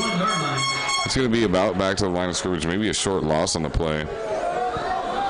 On that little pass there. Yeah, see, because that motion with his hand, no one's going to be reacting to that as far as his guys. The linemen aren't reacting to that. The receiver's supposed to react to the ball. So that motion with his hand, there's no real reason to do that except to draw the defense off sides. Yeah, it looks like he's about to receive the ball. So if you're on the outside or something and you're seeing him make this motion, it looks like the ball might be coming his way. Right. Which is very misleading, obviously. But I guess, when you look at like Aaron Rodgers, who's the king of this as far as I'm concerned, he does a hand motion as well, but he does it more subtly so that it's not something that they will call against him, because in the NFL, obviously, they would call something like that. I love Aaron Rodgers. And they're back to punt real quick here. Trying to get some defensive changes. Got a man off the field just in time. That's a big kick. Back to the 24-yard line. Block. Makes one move. There's a block right there. He's got some space. He's running. He's going. He's got daylight. He's getting caught from behind. He's still on his feet. He goes up to the 30-yard line and down at the 20. Wow. There's that big special teams return that you were talking about. Exactly. Look at this. Look at this kick, first off. I mean, that is a deep, spiraling, long kick. Now, makes him watch this backpedal hit. 10-plus yards. Little high, though. And then this block. Man, and that one too. You could call that one probably on him, but. And here's an instructional point for young guys. It's called head on a swivel, and this is absolutely what you do when you're running downfield of your defense, or even if your offense. But if your defense, and not just covering punts, but just running every 3 to 5 steps, you look left to right, head on a swivel. That guy that got hit should have seen that coming steps away. Exactly. Cruise back, shotgun set, 4 wide, hands off to the running back right up the middle, goes down about the 17-yard line. And this is important, so I'm going to jump on this one more time real quick here. If you're running downfield, chasing the ball carrier, covering a punt, going down a kick, every 3 to 5 steps, because that's about 5 yards, head on a swivel, look right and left. He should not have been caught by surprise by that. All right, we have 3 wide again, or 4 wide, 3 to the top of your screen. Anthony Franson at running back throws the ball out to the outside. Wise decision probably not to catch that ball there. Intended receivers to Sean Salgado on the play. The ball took a while to get out there, didn't it? It sure did, and I think that obviously the defensive back had time to react to it and was right there when the ball got there. Yeah, he broke on that. Yeah, he was ready for the short route like that. So, you mentioned Aaron Rodgers a couple of times, and he's out of Cal, of course, but he also played his junior college ball at community college at Butte Community College in California. California has a great system of community colleges that play football there. I wish they did that here in Washington. The community colleges in this area play basketball, but not football. And that's going to be That's going to be a holding. Legal procedure on the offense. Okay, good. They got the illegal procedure before the holding. Wait a minute. I'm calling bad things on our own team, so that was illegal procedure? We won't say who it was, but there's definitely movement on the far left side of the line. Yeah. And so when Aaron Rodgers, when he was playing at Butte Community College, you know who his head coach was? No, I do not. Okay, his name was Craig Rigsby. So he was good old Craig. He was an old roommate of mine at Hartnell Junior College. In fact, we were roommates, and we both played defensive tackle at Hartnell Junior College, and he went on. He was a coach at Butte Community College, and he helped Aaron Rodgers get to Cal and all the way to the Green Bay Packers. Wow. It's a great story, actually. I wish it was true. Oh, well, you can just make stuff up. Throws it up the middle. Got a man. There we go. That's Mike Waller Jr. again with the catch. Gets out to about the 3-yard line on that play. That's going to put him in real scoring position right there. With 3 minutes and 30 seconds to go in this game, the Kings lead it 27-0. Yeah, that was a nice play, wasn't it? Yeah, poised to score again. I actually saw Barquette was in the middle there too. I wasn't sure who was going to get that pass because it's a little hard from our angle to see exactly where the pass is going when it's going straight in the middle of the field there. Yeah, I wasn't going to point out that you wonder why there's 2 receivers in the same spot. It may have been a bit of miscommunication, but hey, it worked out. Unless Barquette could have been breaking on the ball, there's always that possibility. Yeah, it looks like they're having a little issue with the spot of the ball. The line judge on the top of the field there wants to put it at the 5.5, 6 yard line, and the one on the lower part of the field here wants to put it on the 3-yard line. So let's compromise. 4.5 it is. Hey, I think they're listening to. No, they weren't. Oh no, they're going to the 3-yard line. Okay, we'll take that. Yeah, that's where I thought it was spotted at. But when he rolled on his side, he didn't get touched until he got down to the 3-yard line. See what Cruz has planned. There it is. We're offsides again. False start. And it was just one little step. One of the offensive linemen who I saw who did it, and I'm not going to mention it, but just that one little step inside, and he just stood there for a second, and then the official decided, well, wait a minute, that is offside. He waited for a minute, but you can't, it's offsides. Boom, threw the ball. No, he didn't throw the ball. The ball was not thrown. He threw the flag. The flag, yes. We got first down and goal from the 8 now. So it's first and goal from the 8. We're going to rack up some extra yards. Adam Cruz and the Kings here. 4 wide receivers. Barquette in the slot on the lower half of your field here. Let's see if they can get him the ball. He's rolling out to his right. He's got some space. He might run it in. Flush out of the pocket. Still hold on to it. Oh, my goodness. It was almost intercepted. That was a dangerous pass. A little bit late. If he would have thrown it on time or a little bit earlier, that would have been a great play. And you're right. That was a danger. It almost got close to being picked off. But you know what? Except for the fact there, he waited. He looked for the guy. If he just thrown it a little better, as you said, but the point was he actually rolled out there. He had the patience. He waited for the guy to break across the end of the end zone. It was almost a great play, except for the fact it was almost intercepted. Yeah, he tried to put some touch on it to get it over the lower defender, and the defender that was running behind the receiver actually caught up to the play. That's a good eye. I didn't see that. Looking left, looking right, running right up the middle. Look out. Getting tackled from behind, and he goes down, but that's actually 4 gain. So about a 3-yard gain on the play. Going to go down. They're going to give him 2 yards on that. That's one of those deals where the quarterback loses track of the people that are behind him. We talked about this. So it's a little variation of this where you drop into a zone from underneath. That's a case where the quarterback went upfield and he lost track of that defender coming up behind him, and that can be dangerous there because you could see the ball getting knocked loose in that type of situation. 3rd down and 5, 4 wide receivers, 1 back, shotgun set. 3rd down and goal, rather. 3rd down and goal. Adam Cruz ready to take the snap.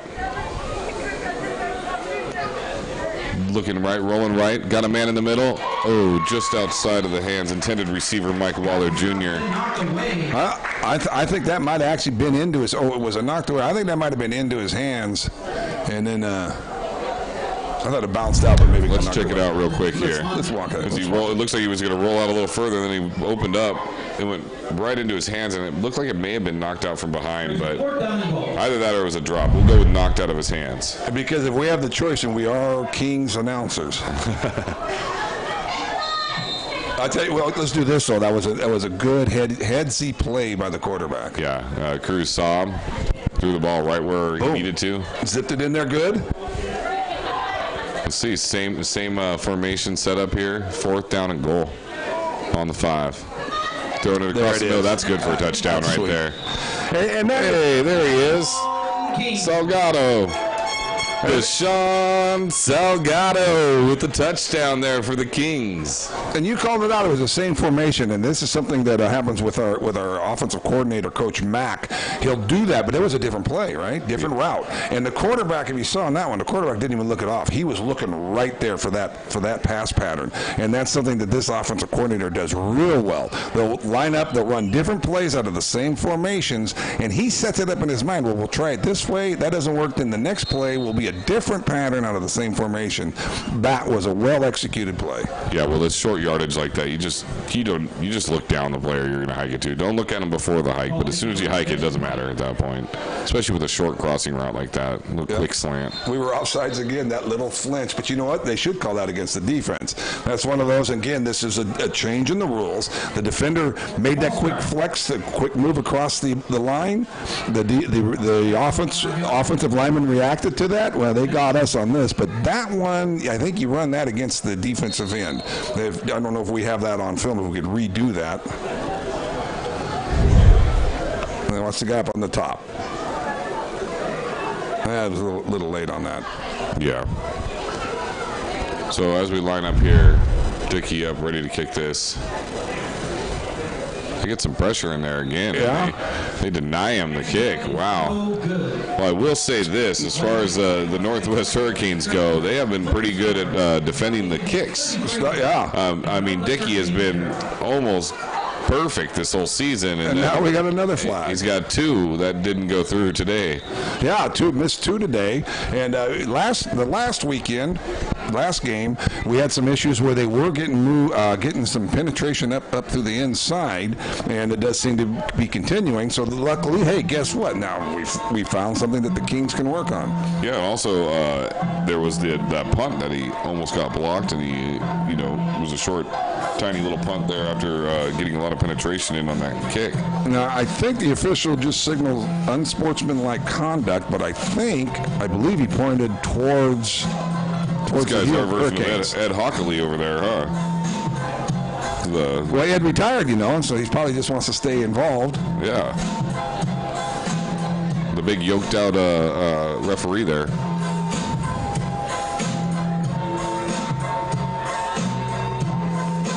Well, and because I've mentioned it a few times, you can score 21 points in no time, 10 seconds. 33 points, that's a little more difficult. Well, if it takes 10 seconds to score 21 points, doesn't it only take like 16.6 seconds to score 35 points? The thing is, it's amazing. I love how you do the math, but there's actually also probabilities involved there. And so the idea is that 21 points, you can do that. It's very unlikely to be lucky again that many times, right? So what you have is a long drive, and it scores, okay? And then you kick off, they fumble in the end zone, you fall on it, no time is expired. There's the then you kick off again, they take it out to the 20, quick out, intercepted for a return for a touchdown, boom, there's 21 points. And what I am telling you is a scenario that I lived that happened against my San Diego, the State University Aztecs. The kickoff, they were knocked back a little bit, and it was assessed on the kickoff, the penalty that was after the play. He got him running up the sideline. He's got some space. He makes a man miss. He's going to the left side, runs into his own man, and he gets flung somehow down backwards. That was weird, but yeah, he made a great return there. What a run! If he didn't run into his own man, he might have been able to break that. So here we go. Okay. Yeah. See, and here you go. This is the first part of the 21 points I was talking about. Picks it up. Yeah, it looks like it's about to go out of bounds, and he just tight ropes the sideline there. Makes one man miss. Well, the jump cut right there. Comes back up. Gets the acceleration. Nice Good block. Robin, another man miss. Maybe and in the back. Right here's where he runs into his own man. It slows him down and pushes him right into the pile there. Yeah, and you can't run into your own guy. They're going to blame the lineman for that. And I've run into situations like that, but the running backs can't run into your own man. Yeah. If your own man's running upfield, now that's one thing you have to tell your lineman too. Run upfield. If you're running laterally, you can run into a running back. But if you're running upfield, the running back has to avoid you. Here we go. We got 4 wide, shotgun set. Throwing it deep down the left side. He's got a man. They're going to just incomplete there. Everybody wants a penalty. It was an equal amount of checking on that play. I don't think that either one of them. They both kind of had an arm space distancing each other. Yeah, the receiver he kind of moved into the defensive back. I mean, to the point of where you almost think maybe he could have kept on going on downfield and caught that pass. But like you said, it was equal, and I would not have called that. Except that they did. All right, I guess there's a penalty. I didn't see a flag on this side of the field, so it must have been thrown by somebody on the other side of the field. Just might as well throw a flag under one of those plays. I mean, yeah, I didn't see that. I mean, if anything, I would think it was the. I would think it was the receiver, but hey, these officials have been doing a pretty good job. They have a better idea of what's going on down there than I do. So the Northwest Hurricanes line up on the Kings' 22-yard line, looking to try to get the ball in the end zone for the first time today with 55 seconds left here in the third quarter. You got a man in motion from the bottom to the top of your screen. Hands the ball off and just gets crushed immediately. He goes down at the 29-yard line. They're going to give him a favorable spot and say he's at the 27-yard line. And that's the deal we were talking about earlier, where they run in a draw trying to slow down the pass rush. But when you have, there are times when your defensive linemen are just so darn powerful that running a draw doesn't work because they read it. And there's a way that people run the draw, the way to block it. And when these defensive guys read it, and then boom, doesn't work. Yeah, exactly. They definitely tried to run the draw, but when you have 5 guys in the backfield, when the ball is snapped and disciplined enough to not go down beyond the where the running back's at. Stay in their lanes. Exactly. Bringing a lot of pressure. And I think this is a case where... End of the third quarter. And that brings it to us to the end of the third quarter here at Chief Leschi High School. Your Puyallup Nation Kings 33, the Northwest Hurricanes 0. And that last play there was a case where the quarterback's been under pressure. He wasn't able to step into the throw like he would like to, and it was well underthrown. I'd like to take a moment here to just talk about sponsorship and advertising with us here at Apache Wolf Entertainment Productions. We would like to give you guys the opportunity, if you're out there, have a small business or a big business, and would like to get your name out there for people to see at a very cool event like the Puyallup Nation Kings football. We're about to start the playoffs here, which will be a lot higher viewing totals, and people will get see what you're doing. It'll be a lot of fun to get you on with us. We're a relatively new company, and we'd really like to help you guys grow your business while you help us grow ours. So get in contact with us, 360-930-9615. Yeah, I don't know if you've ever moved, but you never know who you're going to get, because I was a mover for years. Now I'm just a truck driver.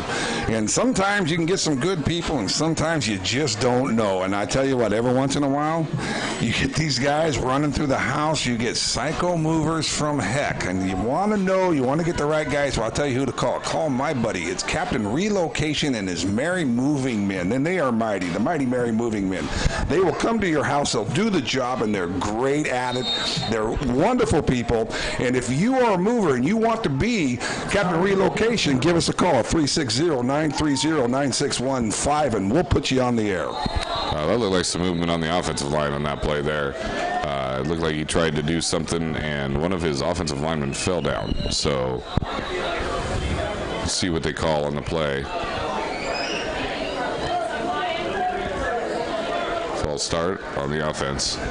I'll back him up 5 yards. False start on the Hurricanes. And that number to call is 360-930-9615. Have you ever had to hire movers to come and move your place? No, I'm a man. I just move all the stuff myself. Yeah, but sometimes you have a family, you're busy, and you need the right type of people to do it. And the best people out there is Captain Relocation and his Mighty Merry Moving Men. I think it's a very catchy name, though. It's very cool. Thank you. So the Hurricanes line up. It'll be 3rd down and long for a first down. Looks like the line to gain is the 11-yard line.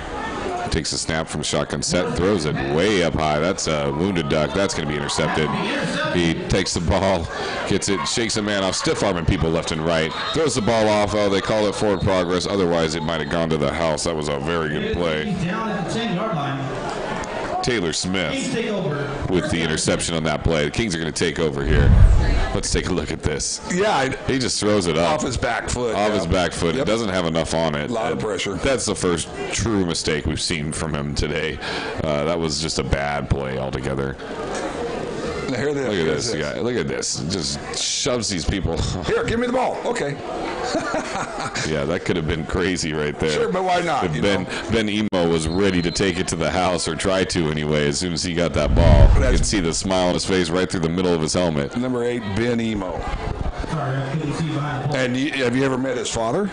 I don't believe so. Ed Emo. Ed Emo? Ed Emo, yeah. He was actually, I knew him when I was at San Diego, the State University. Did he play with you? Cruz in the Kings line up. Looks like a screen pass. Big guy in front. A big guy running the ball.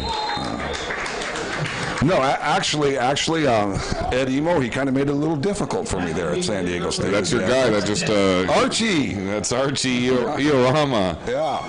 Yeah, because I had the great misfortune of following Ed. Ed was the all-coast nose guard for the Aztecs back in the 70s.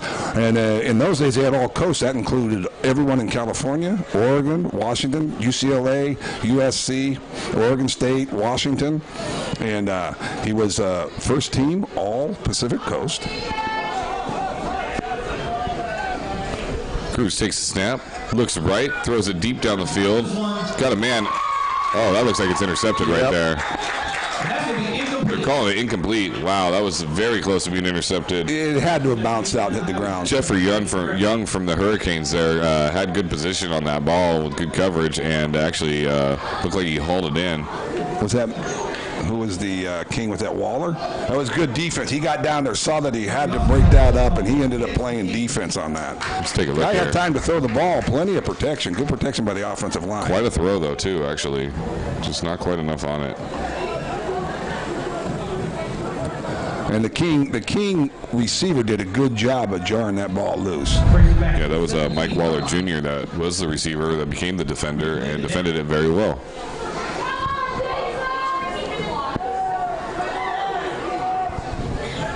Okay.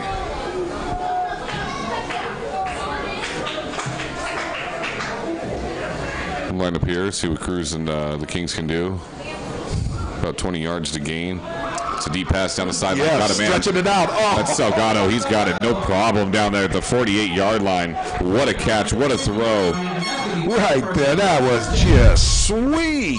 Right on the line. Perfect position. Look at him drive. Look at him drive down the ball, down the field. Looking back, and look at the position of his feet. What a play. Yeah, what a pitch. What a catch. That was amazing. Yeah. Salgado coming off of a huge, probably career game last week. I mean, that was a big, big game. Trying to build off of that again today. So we got first down and 10, ball on the 48-yard line. Got three wide receivers, split backs, shotgun set. First down and 10. Cruz takes the snap, looks right, throws it deep in the slot. That is picked off. Well, you know what? You got to respect his tenacity. He's just saying, I'm sticking it in there. I'm going to slam it in there. Boom. And maybe he shouldn't have, but it was awful close to actually being in there. Yeah, he threw it into double coverage with the man underneath, and that was quite a big play by the Hurricanes there. Percy Etheridge with the interception on the play. Yeah, actually, that wasn't as good a throw on replay. Yeah, you can see, Cruz just fearless out there. Like he just feels like everything's going to work when he gets out there and throws the ball. That's it. I'm coming at you.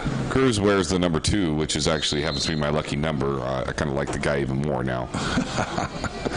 We'll see what the Hurricanes can try to muster up here in the fourth quarter with 3 minutes and 8 seconds to go. Starting first and 10 from their own 26-yard line. It's been all Kings so far. Kings lead 33-0. Takes the snap. Swing pass to the back in the backfield. Giving chase. Vika. Loses maybe 2 on the play. That's another tackle. Loses 2. Tackle for a loss on the play. That's a good play. Remaining my defensive MVP for the game. Yeah. Although I tell you what, Ben Emo's been having a heck of a game. Yeah. And I ever tell you about his father, Ed Emo. Well, you were just talking about him. All Pacific Coast. And I had the misfortune, he was a nose guard for the Aztecs, and I had the misfortune of following him as the nose guard at the Aztecs. And the problem was, although at times I had some success, people would say, hey, you had a good game, but you're no Ed Emo. So it was really great to see how well his son is doing. And Ed, it was great following you. Takes the snap, looks left, throws the ball, almost picked off again. He was right there. He was ready to go. He was in the same spot as before. He was going to try to take it to the house again. So the 2 years that Ed was there at San Diego State, they went 10-1, 10-1. His first year there, because we came out of JC, they were 20th in the nation. Then the next year, the year before I got there, they were 10-1, and they beat Florida State and finished 16th in the nation. Then the year I got there, we went 4-7, and the head coach, Claude Gilbert, was quoted in the newspaper saying basically, well, the reason we're not as good as we were last year was we don't have Ed Emo. And I was the nose guard when he didn't say Ed Emo, but he said the nose guard. He said the nose guard's not doing the same job. What he meant was we don't have Ed Emo. So he was a great guy. I got to know him later on. We had classes together. Great guy, but he made it tough on me because you know what? I'm no Ed Emo. Takes a big man to admit that. 4 wide, shotgun set, giving Chase Vika. Who was that? That ball's going to be incomplete. That was just a desperation throw to get that thing away from him. You know, a lot of these guys are homegrown, you know, local people that have come here. Their families live out here in the Puyallup, Tacoma area. There's a new restaurant that just opened up on in Milton, up off of Meridian, and it's kind of taking the same kind of presence. It's all homegrown, all locally sourced, all vegetables, all from farms in the area, from farmers markets. Delicious and fresh. 20 beers on tap, 17 TVs in their sports bar. The Mill Restaurant. Check them out. Oh, I'm a bartender there. You can also come up and check me out too. That sounds like a great place. It is. Their food is amazing. How many beers on tap? 20 beers on tap. 20 beers. All local beers. Everything's local from Tacoma, Puyallup, Seattle, everywhere around here. Wait a minute. There are 20 local beers, and you have them all on tap. And we also have Budweiser, Bud Light, Coors Light, Corona, Dos Equis, all that stuff too. Step back to punt, kicks the ball off. It's a short but very, very high punt. No one even knows where the ball is. Well, now they do. It's a hurricane bounce. Yep, they're going to just let that one go. So the Kings will take over on the 46-yard line. The Kings will take over. First down and 10. One guy just went sprinting out there. Yeah. Ready to play. I think that was Tyler Button, I believe, was the number. Okay, we got 11:35 to play in the quarter, or rather the game. The Kings are leading at 33-0 over those Northwest Hurricanes.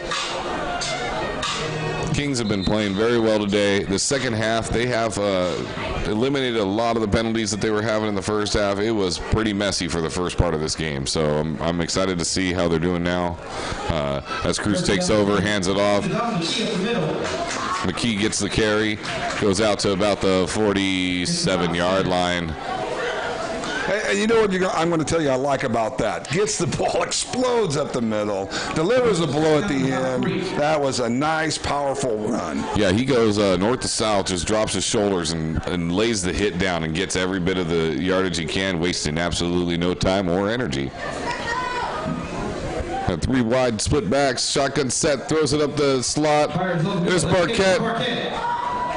Oh, he gets the first down. That's good for a first down there. He's getting out to the 41.5-yard line. And on that play, the running back, McKee, picked up a rush, did a good job to help let the quarterback have enough time to make that completion. Exactly. And we say this all the time, but that's how these Kings work, right? They make a great run, then pick up a rusher. I think that they utilized Parquet a little bit more in the slot. He's so much bigger than everybody. He's easily the size of most tight ends in college and maybe the NFL too. He's a monster of a man. Yeah. So I think if they can get him in the slot and if he's got any basketball experience to box some of these guys out when the ball's coming, I think he can. I'm sure they do utilize him like that. He reminds me of Farrell Brown from the University of Oregon, just a big guy who's able to run routes well and catch the ball. Yeah, good slot receiver. He's somewhat in the slot in this case, up there at the top of the screen. We got 4 wide, 1 back. Cruz ready to take the snap from shotgun set. Looks right, throws it just far enough for a first down. We see this all the time. Oh, actually, he was short of the first down, but he got out to near the first down. But that's a good completion right there. Yeah, that's Mike Waller with the reception. I've been calling his name a lot today. Yes, we have. He's been involved in a lot of plays, and like I said, man, I tell you, every single one of these games, it's like another guy is the hero. It doesn't. There's so many weapons on this team. They just have a stable of athletes that are ready to go out and perform at any time. Oh, McKee gets in the backfield and still falls forward for about a yard. Yeah, they sent a bunch of blitzes right there, and they were not picked up. They sent both the middle linebackers, both the guys inside. That's probably something you might want to pick that up a little bit better. Yeah, that was a good run considering how far he got hit in the backfield there. Yeah. You know, because they have a saying, it's next man up, but that usually means if someone gets hurt, if someone misses, you need your next man to stand up. But speaking to what you were saying, with all these different receivers and everything, it's like next man up. It's not did someone get hurt, it's who's going to make the next great play. Yeah, it's just who gets their number called, really. They're all capable. Pump fake, throws it deep. He's got a man wide open. There he goes for a touchdown. All right. Touchdown, Kings. And again, that's just what you were saying. Right? What a good play. That's Tyler Button on the reception for a touchdown there. It's the first time we've called that recently here. And watch at the end. Watch Barquette throw a block down there that they didn't really need. But the thing is, he's down there throwing blocks. And it's all set up by Cruz down there throwing those double pump fakes and just getting exactly what he needs. Barquette just laying the lumber down on number 22. Wow, that's a big hit there. Yeah, I wouldn't want to get hit by Barquette, honestly. No. If I saw it coming, it might be one thing, but if I didn't see it coming, man, that's a big boy to just. And, this is a coaching point again. Head on a swivel. Yeah, exactly. Put your head on a swivel. Every 3 to 5 steps, every 5 yards, no matter what you're doing, you run and put your head on the swivel. They line up with no quarterback. They got just running backs back there. Oh wait, no, I see Cruz. He was just hiding. There's a handoff. McKee makes the run, then they get back in for a 2-point conversion. That'll bring your score. Your Puyallup Kings 41. Northwest Hurricanes 0.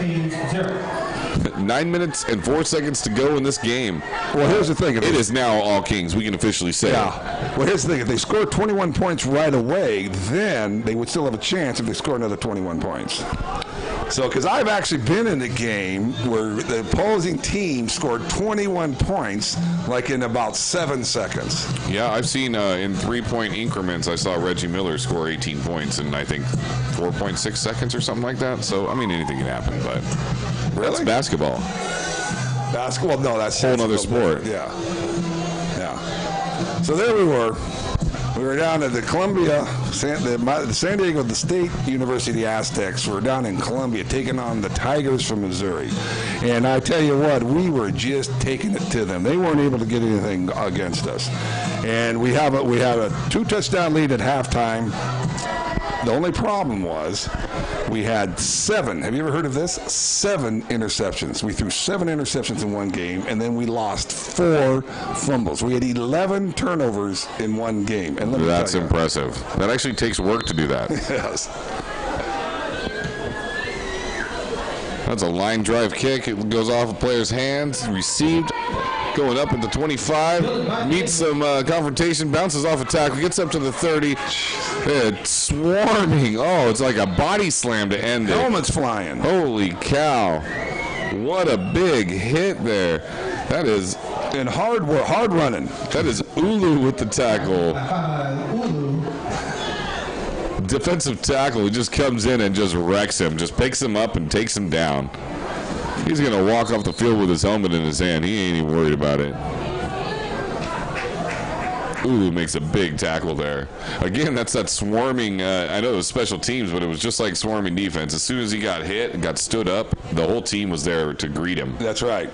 Yeah, and a defensive tackle getting down on coverage like that. Yeah, defensive tackle, they started at the 40-yard line, so he made it, 30 yards down the field to make that tackle, which is pretty impressive. That is. It's a big guy. This is when it's just fun. This is when you're king, you're a big guy, and it's just fun times. These Kings are a big fish in a small pond. Man in motion. Zone defense. Throws it deep down the side. Got a man. Who's going to come up with it? Looks like That's a completion. They're going to just call it incomplete because they don't know. No catch. There's no immaculate reception here. Yeah, usually I thought the tie goes to the receiver. It usually does. We saw that with Golden Tate. Let's see what it looks like here. See, they were short of coverage, man, down here on the bottom. Yeah, exactly. I don't know what he said, but okay. Ball comes up, goes up. They both grab it. Looks like the Hurricanes player grabs it, but the ball is touching the ground. So if there was any movement from who caught it. Okay. Yeah, that looks pretty good. This is a good call by them officials. Okay. Got a man in motion to the bottom of your screen, 4 wide, shotgun set, takes the snap, looks left, throws it. Ain't nobody there except for his bench. Yeah, something happened there. I don't know whether there was some serious miscommunication. 6 minutes and 50 seconds left in the game here. Your Kings lead it 41-0. So there we are in Missouri. And then we get a safety. It's 17-0 leading into the second half. They didn't even get a first down rush and got one on a penalty. So boom, we turned the ball over. 7 interceptions, 11 turnovers. They finally they're driving. They've scored a couple of times, and they're driving. It's 17-14. They have a long drive, so I don't count that. Long drive, they score. So I only count the play they scored. I don't count the whole drive. That was 3 seconds. They kick off. It hits in the end zone. We don't pick it up. In those days, that wasn't a touchback. They fall on the ball. We're to you. Mike looks left. Got a man. Wasn't paying attention. It's intercepted. He takes it up to the 10-5. Touchdown. And the quarterback is Carlos Anderson with a touchdown intercepted. What a play. The receiver didn't even look for it. Here we go. The receiver, hey, help your quarterback out a little bit. Wow. Was that Anderson's second touchdown reception? Is he the one that returned that for a big touchdown? No, who is that? 38? Yeah, it's tough to see the numbers. Yeah, it was. I think Sean Parker actually that ran the other one back. That was a good play, though, man. He was ready to go. So they kick off the ball, and in those days, if it landed in the end zone, it wasn't an automatic touchback, and we didn't cover it. The Missouri guy runs down, falls on it. Guess how much time goes off the clock when the ball lands in the end zone, no one touches it, and then they fall on it? Zero. Boom. So that's 14 points in 5 seconds, and then we kick off again. This time we're smart enough. The Aztec returner downs it in the end zone. They come up on the line of scrimmage on the 20, and we're to you. Cruz takes the snap. Hands the ball off. Archie Iorama in for the 2-point conversion. And I'm going to say hello to Angie. That's Archie's sister. I'm a truck driver. In fact, last night I took a load of appliances and washers and dryers out of Kent, and Angie was the security guard. I actually signed out with her, and then ran it down to Portland, came back this morning, and then couldn't wait to get here to work with Ray and Adobe Wolf. And so there you go, Archie. Hello, Angie, and way to go, Archie. Oh, man. Just for the clarification, that's Apache Wolf Productions. What did I say? Adobe, which is great editing software. They should pay us for an advertisement spot. So 4 minutes and 10 seconds remaining here in the fourth quarter. The clock is just rolling. The Kings all day. It is 49-0. Kings over the Canes. This has been all Kings football. There's been some big defensive plays, big offensive plays. I'd say the defense is kind of my MVP for today's game. 2 touchdowns from the defense, as well as many defensive stops, and pressuring the quarterback, putting a lot of hurt on some of these big tackles and such too. The kickoff, it's an onside kick. It's bouncing a little bit. It's to the fire hydrant-looking person out there. That's He's going backwards 100 yards. They should call forward progress on that a long time ago. His forward progress was stopped. Well, Adobe and Apache aren't even close. No, not really. In fact, maybe if it was a Navajo, then the Adobe might work. No, think you're thinking like Pueblo. Yeah, that's what I was and thinking. the homes that they made. So anyway, they kick off. It's in the end zone, so we start. The Aztecs start on the 20. We do a quick square out. They pick it.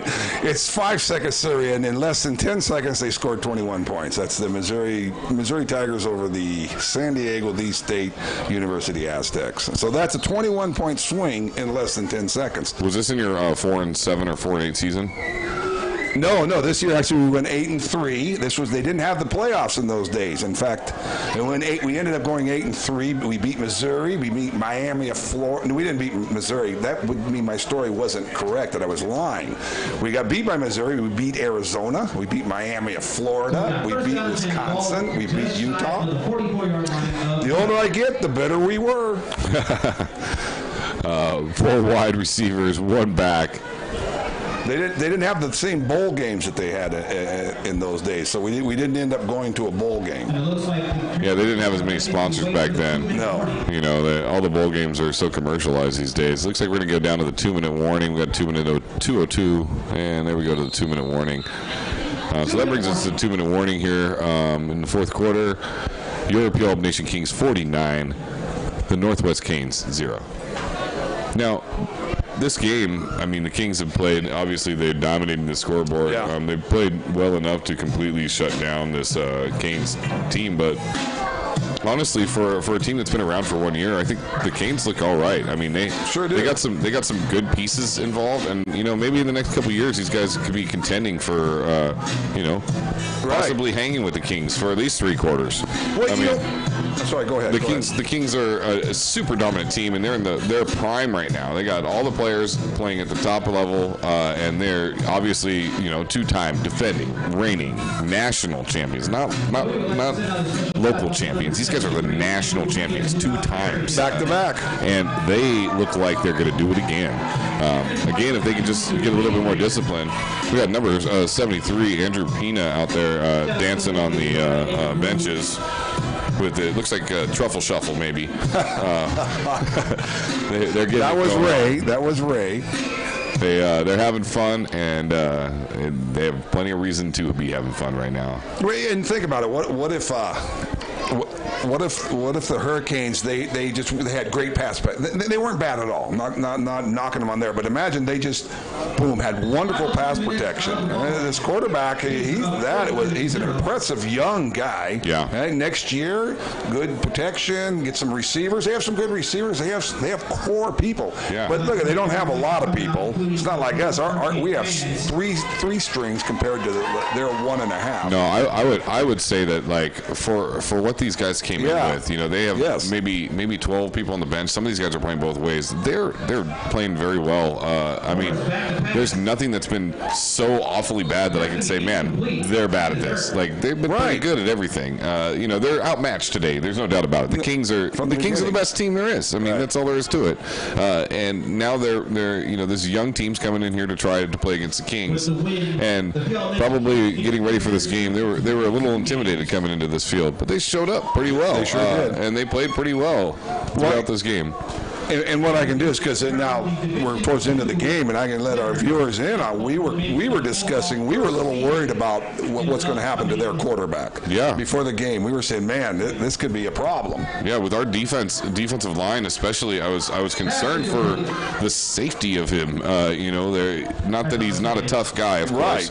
Just that our defense is very tenacious and very hungry, and they rush with four players very well. They don't need a 6-man rush. They can go four people rushing and get in there. That's right. We're down to the final minute of this game. It's obvious that the Kings will go on to win this, and next week is going to be the start of the playoffs. This is the last regular season game of the year, and it looks like the Kings, as you were saying, alluding to earlier, they're going to be getting a first-round bye into the playoffs. That's going to give them time to get anybody that's not healthy right now healthy and ready to go. And you see this many people here today, there's only going to be more players here when it comes time to play in the playoffs, because some of these guys can't make it for a reason. Maybe they got to work or something like that, but I bet you they all show up when it comes playoff time. Well, one of the guys we've talked about a couple of times, we got the one with the NFL body size. He wasn't here today. Manasseh? No, he was here. I was thinking more of Chance Dollarhide. Oh yeah. He's a big guy. I mean, there's a lot of really big guys. Paul Stevens is a monster. Demetrius Moore is a monster. Yes. Katron Burkett. I mean, well, I'm just saying that Chance wasn't even here today. Yeah, That's exactly. And you know, like one of their bigger running backs, Chris McCutcheon. You know, he's got a hurt ankle. He wasn't in the game either. And he was. I mean, he could carry the team. He could carry not the team, but he could carry the running game as he did all by himself. Yeah, but instead they have this running back by committee system that's working really well. I mean, McKee has been like the main runner for today. But I mean, there's a lot of opportunity. We've seen Reed in there. We've seen France. We've seen a lot of guys in there. Even Iorama is running the ball. Moore's back to pass. Fires over the middle. Deep pass. It looked like it could have been intercepted. He just chose not to. And on the incomplete pass, they're just letting the clock run. I guess it doesn't really matter at this point. Yeah, no, they actually have a rule that's after the final minute, or no, it's if the score gets to be such at such a degree or such a amount. What's the word I'm looking for there, Ray? You're the professional, but when the score is so great, they just have a running clock. We like to call it a mercy rule in T-ball. That's what it is. It's 10 runs and you get a mercy rule. That's what it's called. They'll let you end the inning and then you get to keep going. That is what it's called, the mercy rule. You know, I'm really proud of the fans that came out to support these Canes too, and of course our Kings. But you know, they're still cheering on their team, and they're still hanging out the whole time. And it's nice to see all these fans here today at the stadium. It's fun. This is just fun times. So with the last play of the game, we're just going to throw the ball out of bounds. Yeah. And there you have it. Today's final score here at Chief Leschi High School. Puyallup Nation Kings 49, Northwest Hurricanes 0. Wow. For the score like that, 49-0, this was an entertaining game. I was impressed. I was impressed with the way they played, the way the Graham Northwest Hurricanes played, and they came out there. It was close in the beginning of the game. There was always that chance because, I don't know if you're aware of this, but it was 21-0 for quite a while, and you can actually score 21 points. I have to say that story sometimes. You can score 21 points in almost no time. Yeah, it's nice, too, that like after all this, and these guys were in heated arguments throughout the game, and we're battling the back and forth. You know, now they're out here, they're hugging, they're having a good time. You know, it's a fun game. These guys love the sport and they're passionate about it, and that's probably why they get so mad while they're out there playing. So it's been a lot of fun today, guys, and we hope you tune in for our next broadcast. We'll be coming to you for sure for the first round of the playoffs, and we can't wait to see our Kings in that process. It's going to be a lot of fun. This is when it gets fun. This is when it gets great. So thanks to Apache Wolf Productions. Yay, thanks to the Puyallup Nation Kings. Thanks to you, Randall, for being here. We really appreciate it. And thanks for all of you tuning in and joining us for this broadcast. We hope to see you guys again soon.